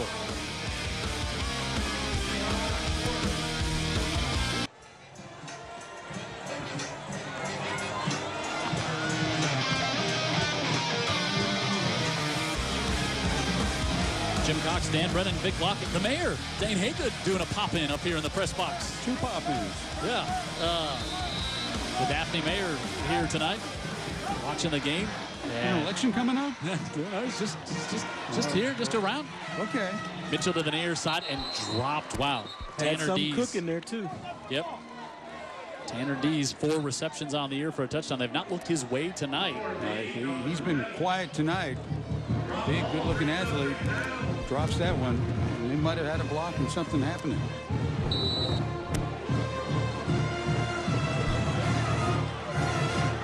Second and 10 here for the Pirates. Getting one look to the sideline, then a second look over to the sideline. Get the play all together. Mitchell over the middle again, able to get to C.J. Edwards, and Edwards inside the 25. Another long injury attorney's first down, and that was one ankle tackle away from this one nearly being tied up. Yeah, what he's doing, a quick fake right there, and then getting it behind the linebackers because they got to come up and respect that fake. So he just got a clear path to deliver the football to the slanting receiver. Give it to Bell, and that was Gilbert again in there along with Jack Cushman.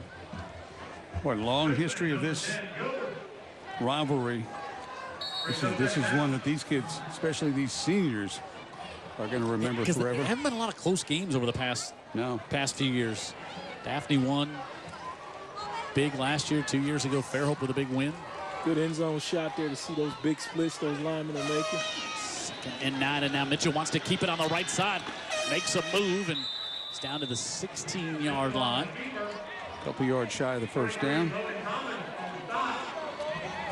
Grinding away as we're inside 5 minutes to go.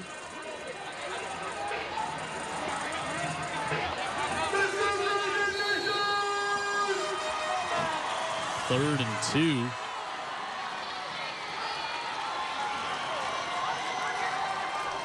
Edwards in the slot.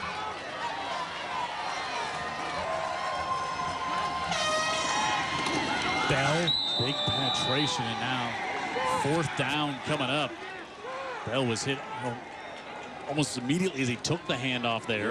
Yeah. You could see they spread everything out, hoping to spread out the defense, hoping to have something wide open. They don't. Yeah, those big splits right there, because the defense normally lines up way off the offense. Andrew so Gilbert. You can create what kind of lanes you want just by alignment on offense. All right, now they bring in Howell from the defensive side of the ball on offense. And I think 4th down play.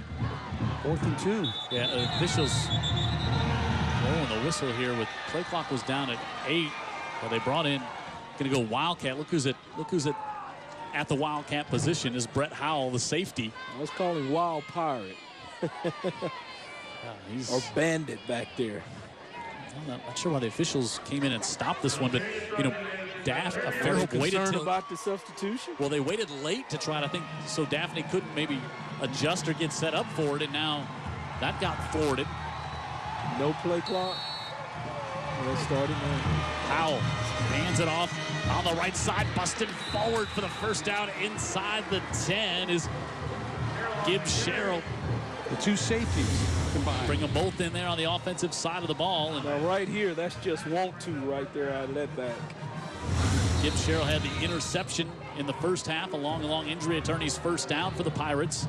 And that's just Sherrill wanted a little bit more than the guys in purple. And in crunch time, they're going to keep it just like that. Howell on the right side, sticks his nose right up in there, pushes forward all the way down to the 2.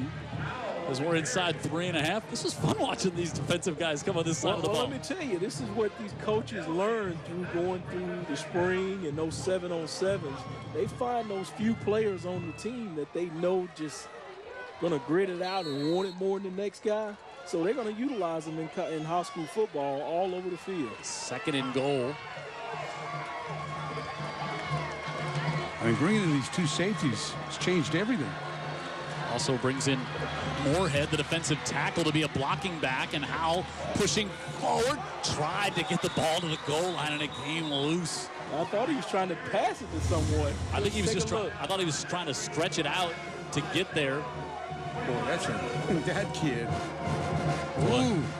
Could have been a dangerous exchange there. McBride was there. So where they put this ball down, Jim? 3rd and goal, still at the 2. Okay.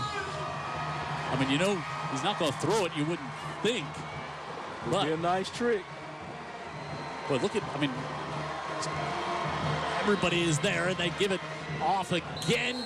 Gibbs Sherrill in for the touchdown. Pirates. Yeah, back in the day, we used to call that little cross buck action by those backs in the backfield. Not a trap, just one misdirection right there close to the line of scrimmage. try to get the flow going just a bit out of direction and then come right behind where you take the misstep. So they bring in defensive tackle and 2 safeties to run the offense down in a goal line situation. And now, so that's all it took all night? Cole Deeds to tie this one up, and he has done it. See, Tim Carter's, he's been a part of high school football for a while. He knows this is crunch time and when to use his folks. They weren't easy yards down there either, but they got them. Daphne makes you earn it. 14-14, 2:40 to go.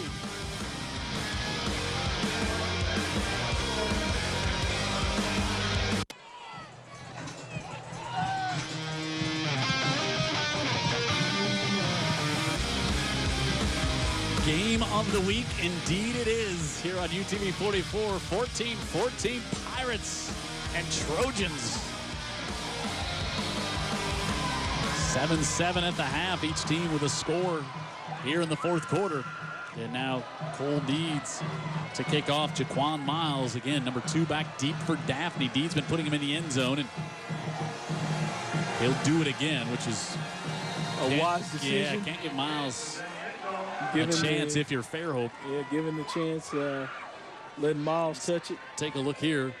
That was the pass to Ramon Bradley, the freshman. Really got this drive going.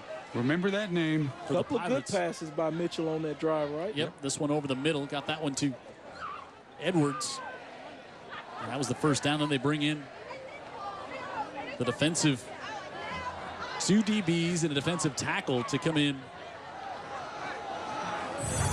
And Coach Carter made some good adjustments here. This is how you do it inside the 10. Yeah, 9 plays, 80 yards, 328, says Mobile Regional Airport. So Gibbs Sherrill, he's got an interception tonight. He's got 5 tackles and a touchdown. So, you know, you might want to think about him when you're thinking about voting. 14-14, looking to go deep. Newman wanted to take a shot down the sidelines, hangs that one up and dropped. And now there's going to be a flag thrown. And I don't know if it's going to be an interference call or maybe he stepped out of bounds and then came back and was the first one to touch it. Well, he was forced out, looks like. So I don't know if they're going to say it was too egregious a force or he just went out on his own. That one was hung up there, and you could see. Perfect pass. Yeah, you could see the little shoulder fake that Newman wanted to go that way. Picked a good time to take their shot. Yeah. Those safety help. Tie game. I think this one's going to go against Daphne.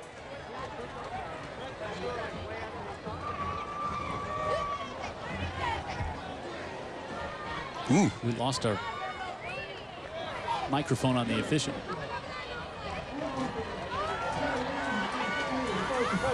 Yep. The penalty is they decline. So he wasn't forced out enough. Yes, he came out of bounds. Just went out on his own. Touch it right. And so Coach Carter declines the penalty, takes the down, and so 2nd and 10 with 2:23 to go. Both teams with all 3 of their timeouts, as you see there on the screen. Newman looking far side to Miles in traffic. Miles trying to get ahead and all that, and he's going to pick up 2. And now you're Fairhope. You wonder, do you take a timeout here on 3rd down? Well, they were trying to set up the tunnel screen there to the receiver. Had some blockers out in front of him, but they just missed the defenders. Defenders did a good job of getting underneath the blockers. Hey, our trivia question, all-time winningest coach is a head coach of the Fairhope Pirates. I thought it was Coach Dean, but during the commercial break, you said not so fast. Not Coach Dean? No guess, Dan Brennan? No, I don't have one because I think it was way back in history, be my guess. No, it's more than that. It's more important than that. It's someone who's in our thoughts right now. Wow. How about that? Mark Lassiter, 1 win more than Randall Hammer. He's got 1 win more. Well, I heard he had a good win this week because he's at home, correct? He had a big win. So, of course, Lassiter had a heart attack at Bayside last week, and I'm sure he's watching the game tonight. He's such a big fan of high school football and young kids, and our thoughts have been with him. And he's certainly sent up plenty of prayers this week for that young man. Matter of fact, he had so much positive social media with his name. His wife didn't let him see it when he first kind of came back to, because she knew he'd be so emotional and overwhelmed by everybody's thoughts, that just kind of slowly let him know. And Mark Lassiter, one of the all-time good guys. We've known him a long time. And great way to work his name into the broadcast here tonight. Tanner Deeds is our Scholastic Athlete of the Week for the Fairhope Pirates. We'll talk more about that in a second. Here we go. 3rd and 7 out of the backfield, able to float that one off. Franklin trying to get to the right side, and Franklin is going to have the first down just crossed the 31-yard line. Big conversion, long injury attorneys. First down for the Daphne Trojans. Just got it up over the head of David Moorhead. And Franklin with the reception up to the 31. Wasn't a long throw, but it was a clutch throw. Yeah, they've been using these swing passes all night. Newman. There it is again. The backfield to Franklin. Boy, he's got some room, and Franklin up to the 39-yard line. Just in case you're wondering, you know, the Daphne Trojans have been playing football now for 29 years. They've gone to overtime 3 times. 1 and 2 in overtime. Last time back in 2003, Fairhope, they've been playing since 1931, and they're 4 and 8 all time in overtime. I may have seen one of those games at Ladd against McGill around 98. And Franklin comes out. And Newman now to pull it down. Wants to do a quarterback draw. He's going to get the first down and wisely steps out of bounds at the 45 with 1:07 to go. Daphne.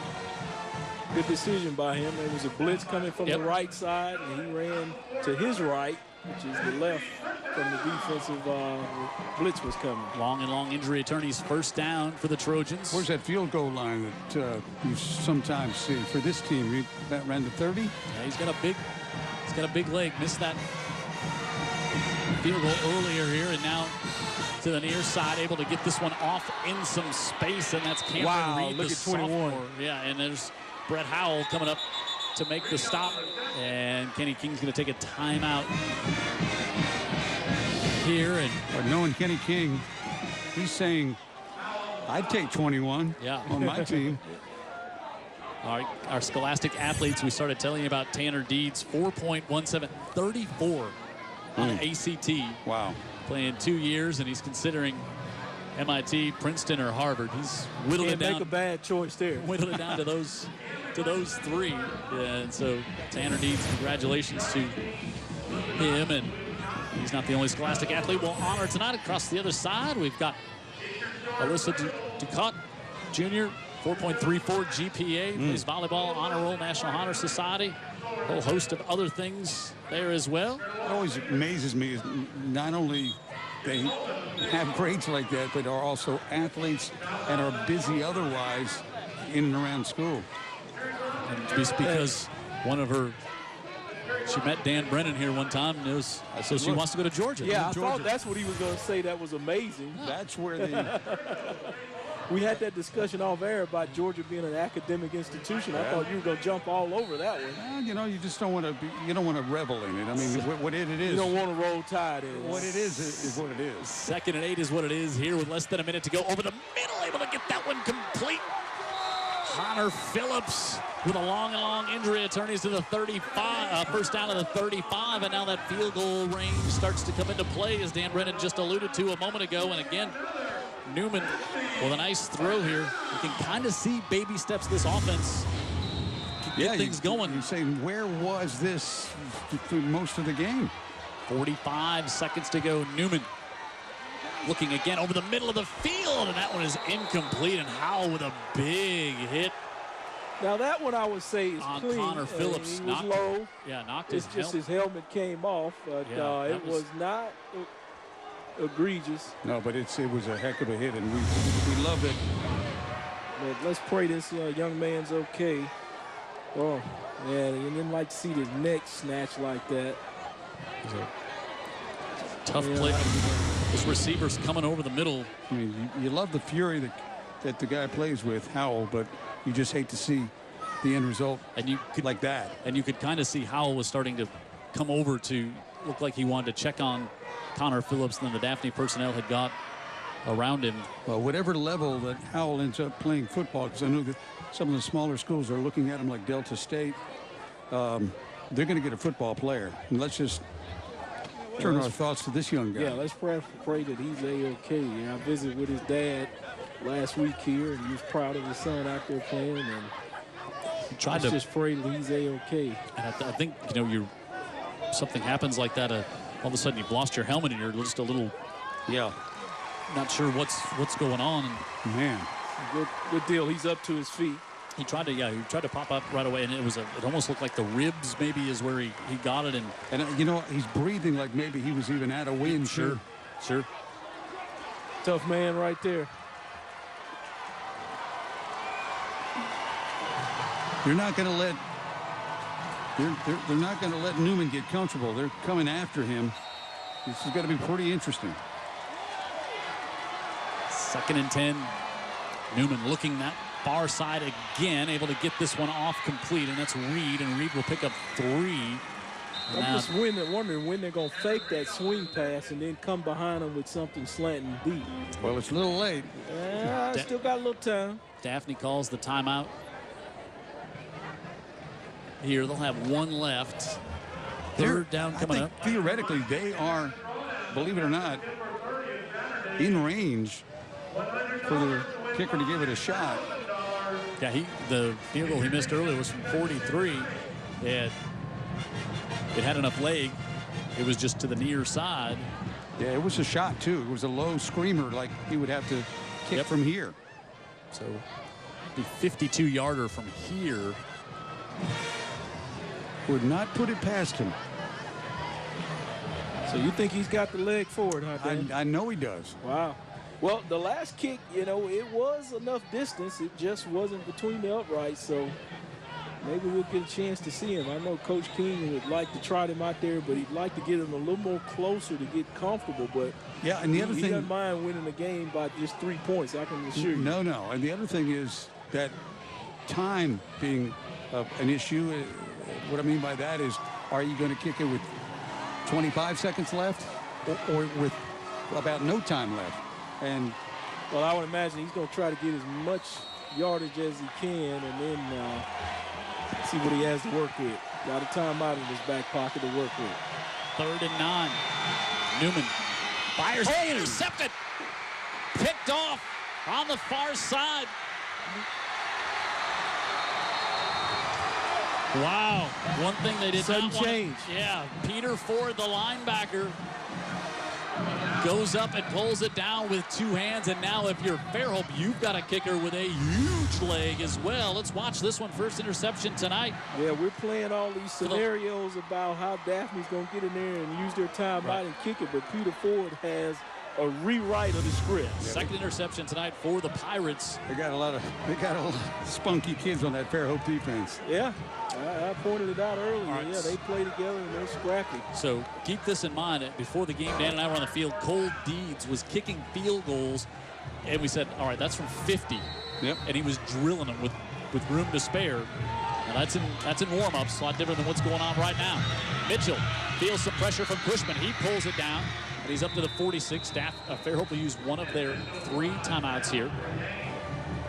Wow. I thought Mitchell went down a bit early there as if to conserve some time or something. Or so I thought he would have kind of gotten a lot more yardage. I don't know if he got hit. So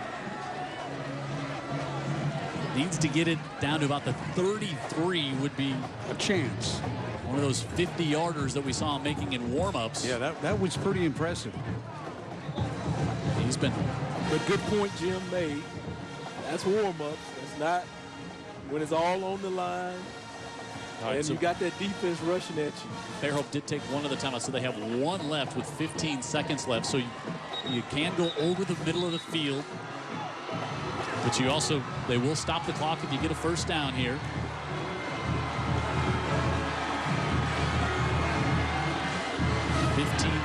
.5 on the clock. Connor Dees, the wide receiver at the bottom of the screen. Got 16, Ramon Bradley up top. Wow.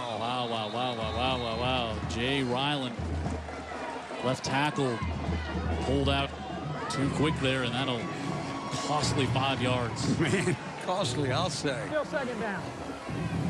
Now 2nd and 9, back at the 49. You need every yard here. And We have had our share of errors here by these two teams tonight. This one could be costly. Mitchell. Oh, wow. To roll out, and he had a bunch of green to the near side and just tripped. And now if you're... They're just going to go to overtime, huh? I think you just let the clock run out here and don't try to turn the ball over. And so we'll go to overtime at 14-14. Both teams with a touchdown in the fourth quarter. When's the last time we did one of these? Yeah, I couldn't tell you last time we did. Daphne, how about, haven't been overtime since 2003. That was the last time. They won 38-37 over Davidson in double overtime. Fairhope last time was in 2010. And in 2010, they went to 2 overtimes against Spanish Fort and also against Davidson.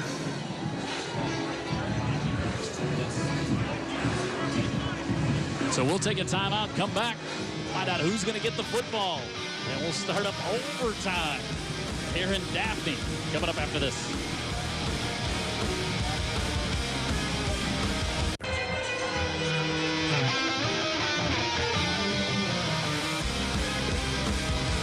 So we're going to get a little free football here on a Friday night on UTV 44 game of the week. This is the 29th meeting between these two schools. Never have they gone to overtime. And here's what happens.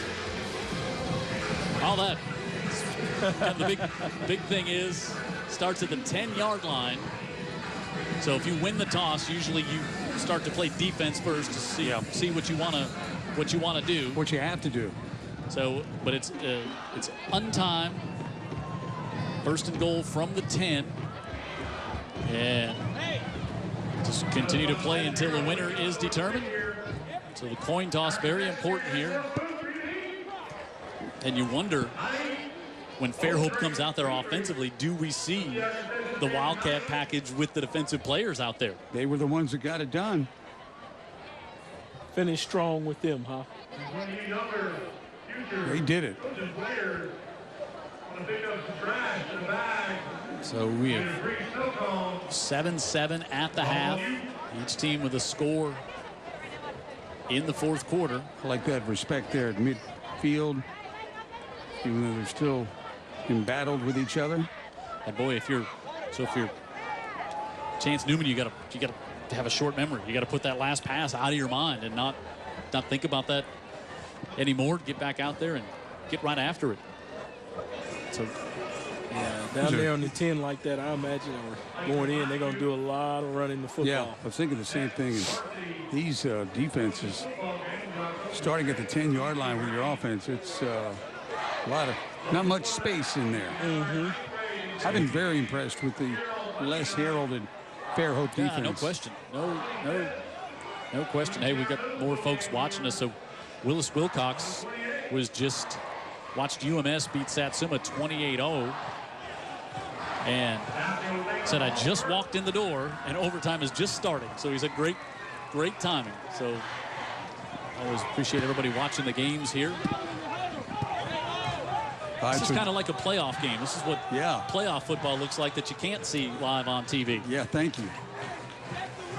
Yeah, a lot of people getting a chance to enjoy this game that are not here today because of the work of UTV 44 and huge roster of people that work so hard to bring you these games. So here we will see the Daphne offense out here to start it out, and we see Jay Pogue and Mike Franklin out there.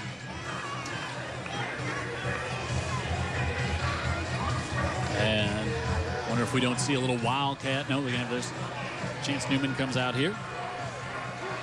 And Brett Howell getting his defense all riled up, lathered up, ready to go. So here you go. So we got an extra inning here to play some football.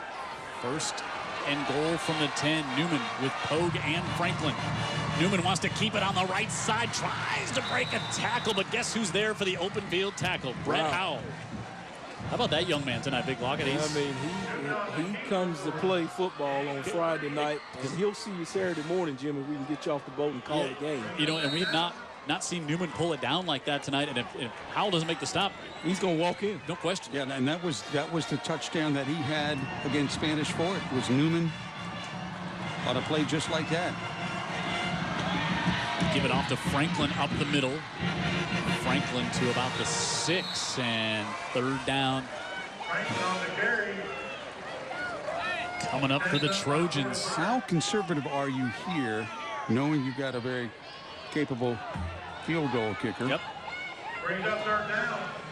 I don't think you want to take a chance on getting a field goal when you got the first entry. But even if you're going to try to get that 6 points for sure. If you take a sack, you're still well within. Well, but my point is, do you allow Newman to throw it anywhere? Yeah, anywhere in a trouble zone. Not a lot of everything gets compacted down here. Big running backs. Well, there it is. Throw it out of the backfield, slings it off to Franklin, open field. He's going to be stopped. Noah May over there to make the tackle. And now we'll see Diego Guajardo to come out here to try to give his team the lead here in the first overtime. And now ball is on the far hash. Now he's forced to take the field goal, this far out. This is a better for the left-footed kicker, but still when you're down this close. Yeah, this is a bad angle. I don't care who you are. This is a tough angle here.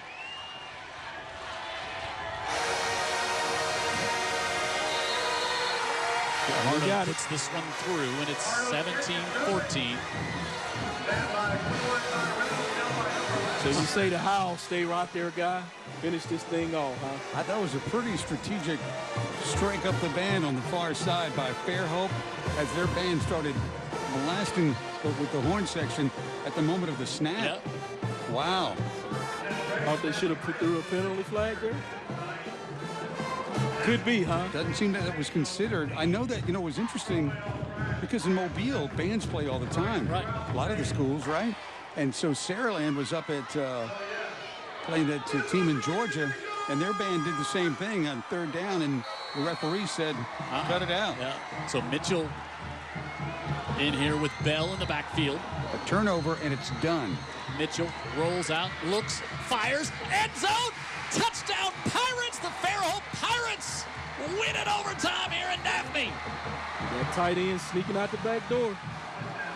How about that? Mitchell made some throws when he had to make some throws tonight. Jackson Turner, his 4th catch of the year, and Mitchell with the touchdown pass and the overtime win for the Pirates. Now, and Newman as well made some passes. Yeah, he did. But when he had to. In defeat, though. A lot of guts making that call right there to allow Mitchell the opportunity to And it took a little time to develop. It did. And Carter's seen a lot of football. He's seen a lot of football. He's seen a lot of high school football. But I can tell you what, that's all the marbles right there. And you have a turnover.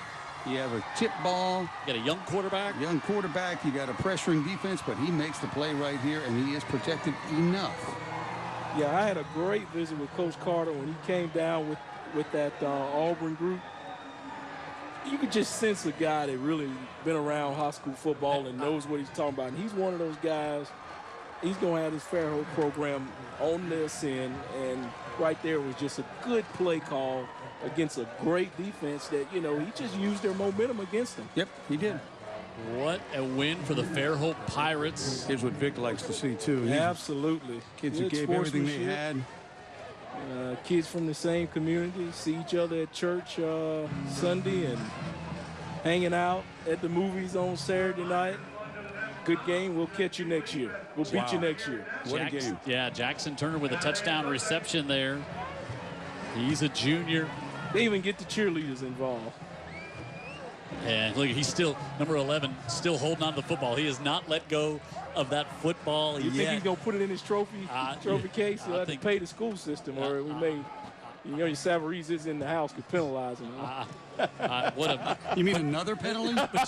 So Jackson Turner, it's just what we love about high school football. It's 5'11", 170 pounds, probably not going to be a wide receiver at the next level, but he's got a memory that he'll have his entire forever lifetime. Tara, let's hear from Coach Carter and the victorious Pirates. Coach, you said that tonight's win was going to take a complete game from your team. They had to fight for more than 4 quarters. Talk about your team's resiliency in this road win that looked like Daphne's all game. What a phenomenal effort. What a phenomenal effort from both teams. I know that's a tough one for Daphne, but they showed a lot of class and played their guts out. I'm so proud of our kids. We're down 14-7 going into the 4th quarter. They're driving. Our offense picked us up. We carried them in the first half. They carried us a little bit in the second half. It was a complete win. Our special teams were phenomenal. You said at halftime that you trusted that Devin Mitchell had the drive to really produce a win tonight. Elaborate on that. Absolutely. He's one of the toughest kids on our roster, and that's what makes us special, I think, offensively, whenever that quarterback is a guy that's really tough. But it was a complete effort. Our line picked it up. We were able to run the ball a little bit against a very good defensive football team, and, you know, the results are what they are. And Coach, Daphne has one of the toughest defenses in the state, only allowing an average of 7 points a game. How is it that you were able to be successful putting up 20? Because I got some guys with a lot of heart, and I got some really good offensive coaches who did some great designing of plays, and we got them tired. I think we had a little bit of a tempo pace, and, you know, it's hard to explain. They just willed their way through it. Absolutely. Congratulations on the win, Coach. And do we have Devin Mitchell here? Yes. All right, we're getting Devin. Coach, I mean, that's... Devin, at halftime, you guys were tied, and your coach said that he believed that you were what it would take in order to produce a win tonight. What does it mean to hear your coach say something like that about you? It feels great. I know he watched me in and out of practice work hard, and I know his expectations is high for me, so I always want to make my challenge to be at his expectations. So, yeah, we knew this game was going to be close. They're a good team. I mean, we're a good team, too. And, yeah, it was good. It was a good game on both sides of the ball. And this game looked like it was Daphne's all 4 quarters. Going into overtime, what was it like lining up, knowing that you had to produce a touchdown in order to come out on top on the road? It was a lot of pressure. I mean, again, this is a away game, so we had to come in their territory and show them what we was all about. And our team made it happen. I couldn't do it without them. Congratulations. Go celebrate with your team. Thank you so much. You can probably tell why that young man's popular with his teammates as a quarterback on this. And good job by him spreading out all of the accolades amongst his teams and said, hey, I couldn't have done it without my teammates. And that's good coaching and good teaching by Coach Carter.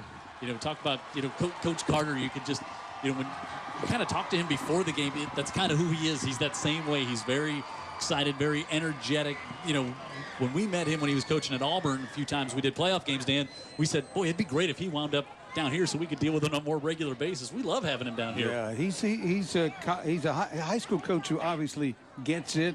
Almost all of them do understand that the reason they're here is to teach, instruct, love these kids. Exactly. And then Friday night is Friday night, right? Yeah. Well, this Friday night, we all got a bonus, even some extra football. He gets the win, but he even gave praise to both teams. Yeah, here's your choices for players of the game. You got Devin Mitchell, the quarterback, threw for 225 yards against this Daphne defense, including that winning touchdown pass in overtime on first down. I like to just go right for it. Brett Howell, who, of course, came in, played great defensively, then ran the offense to lead him down to the touchdown later on in that 4th quarter to get the game tied up. Marion Collins, the linebacker, who had the defensive touchdown for Daphne. Your 3 choices as well, brought to you by Alabama Orthopedic Clinic. You can go log on to UTV44.com and the game on the week and vote, and we will tell you who it's going to be next week. What a game. What a game. I'm just so great. Overtime, Daphne and Fairhope. Fairhope gets the win here tonight. Jim, I'm enjoying you being excited about a defensive struggle here tonight. Hey, I'll tell you, that's what it was. And we've seen Daphne before. We got to learn a lot about Fairhope tonight. That's a tough team. I agree. Well-coached team. Yes. They get the win. So for Vic Lockett, Dan Brennan, David Sharp, our statistician, Tara Reeves on the sideline, Jared Kihas in the truck, and our entire crew here tonight. I'm Jim Cox saying good night. We're the Pirates. Win a thriller on the road.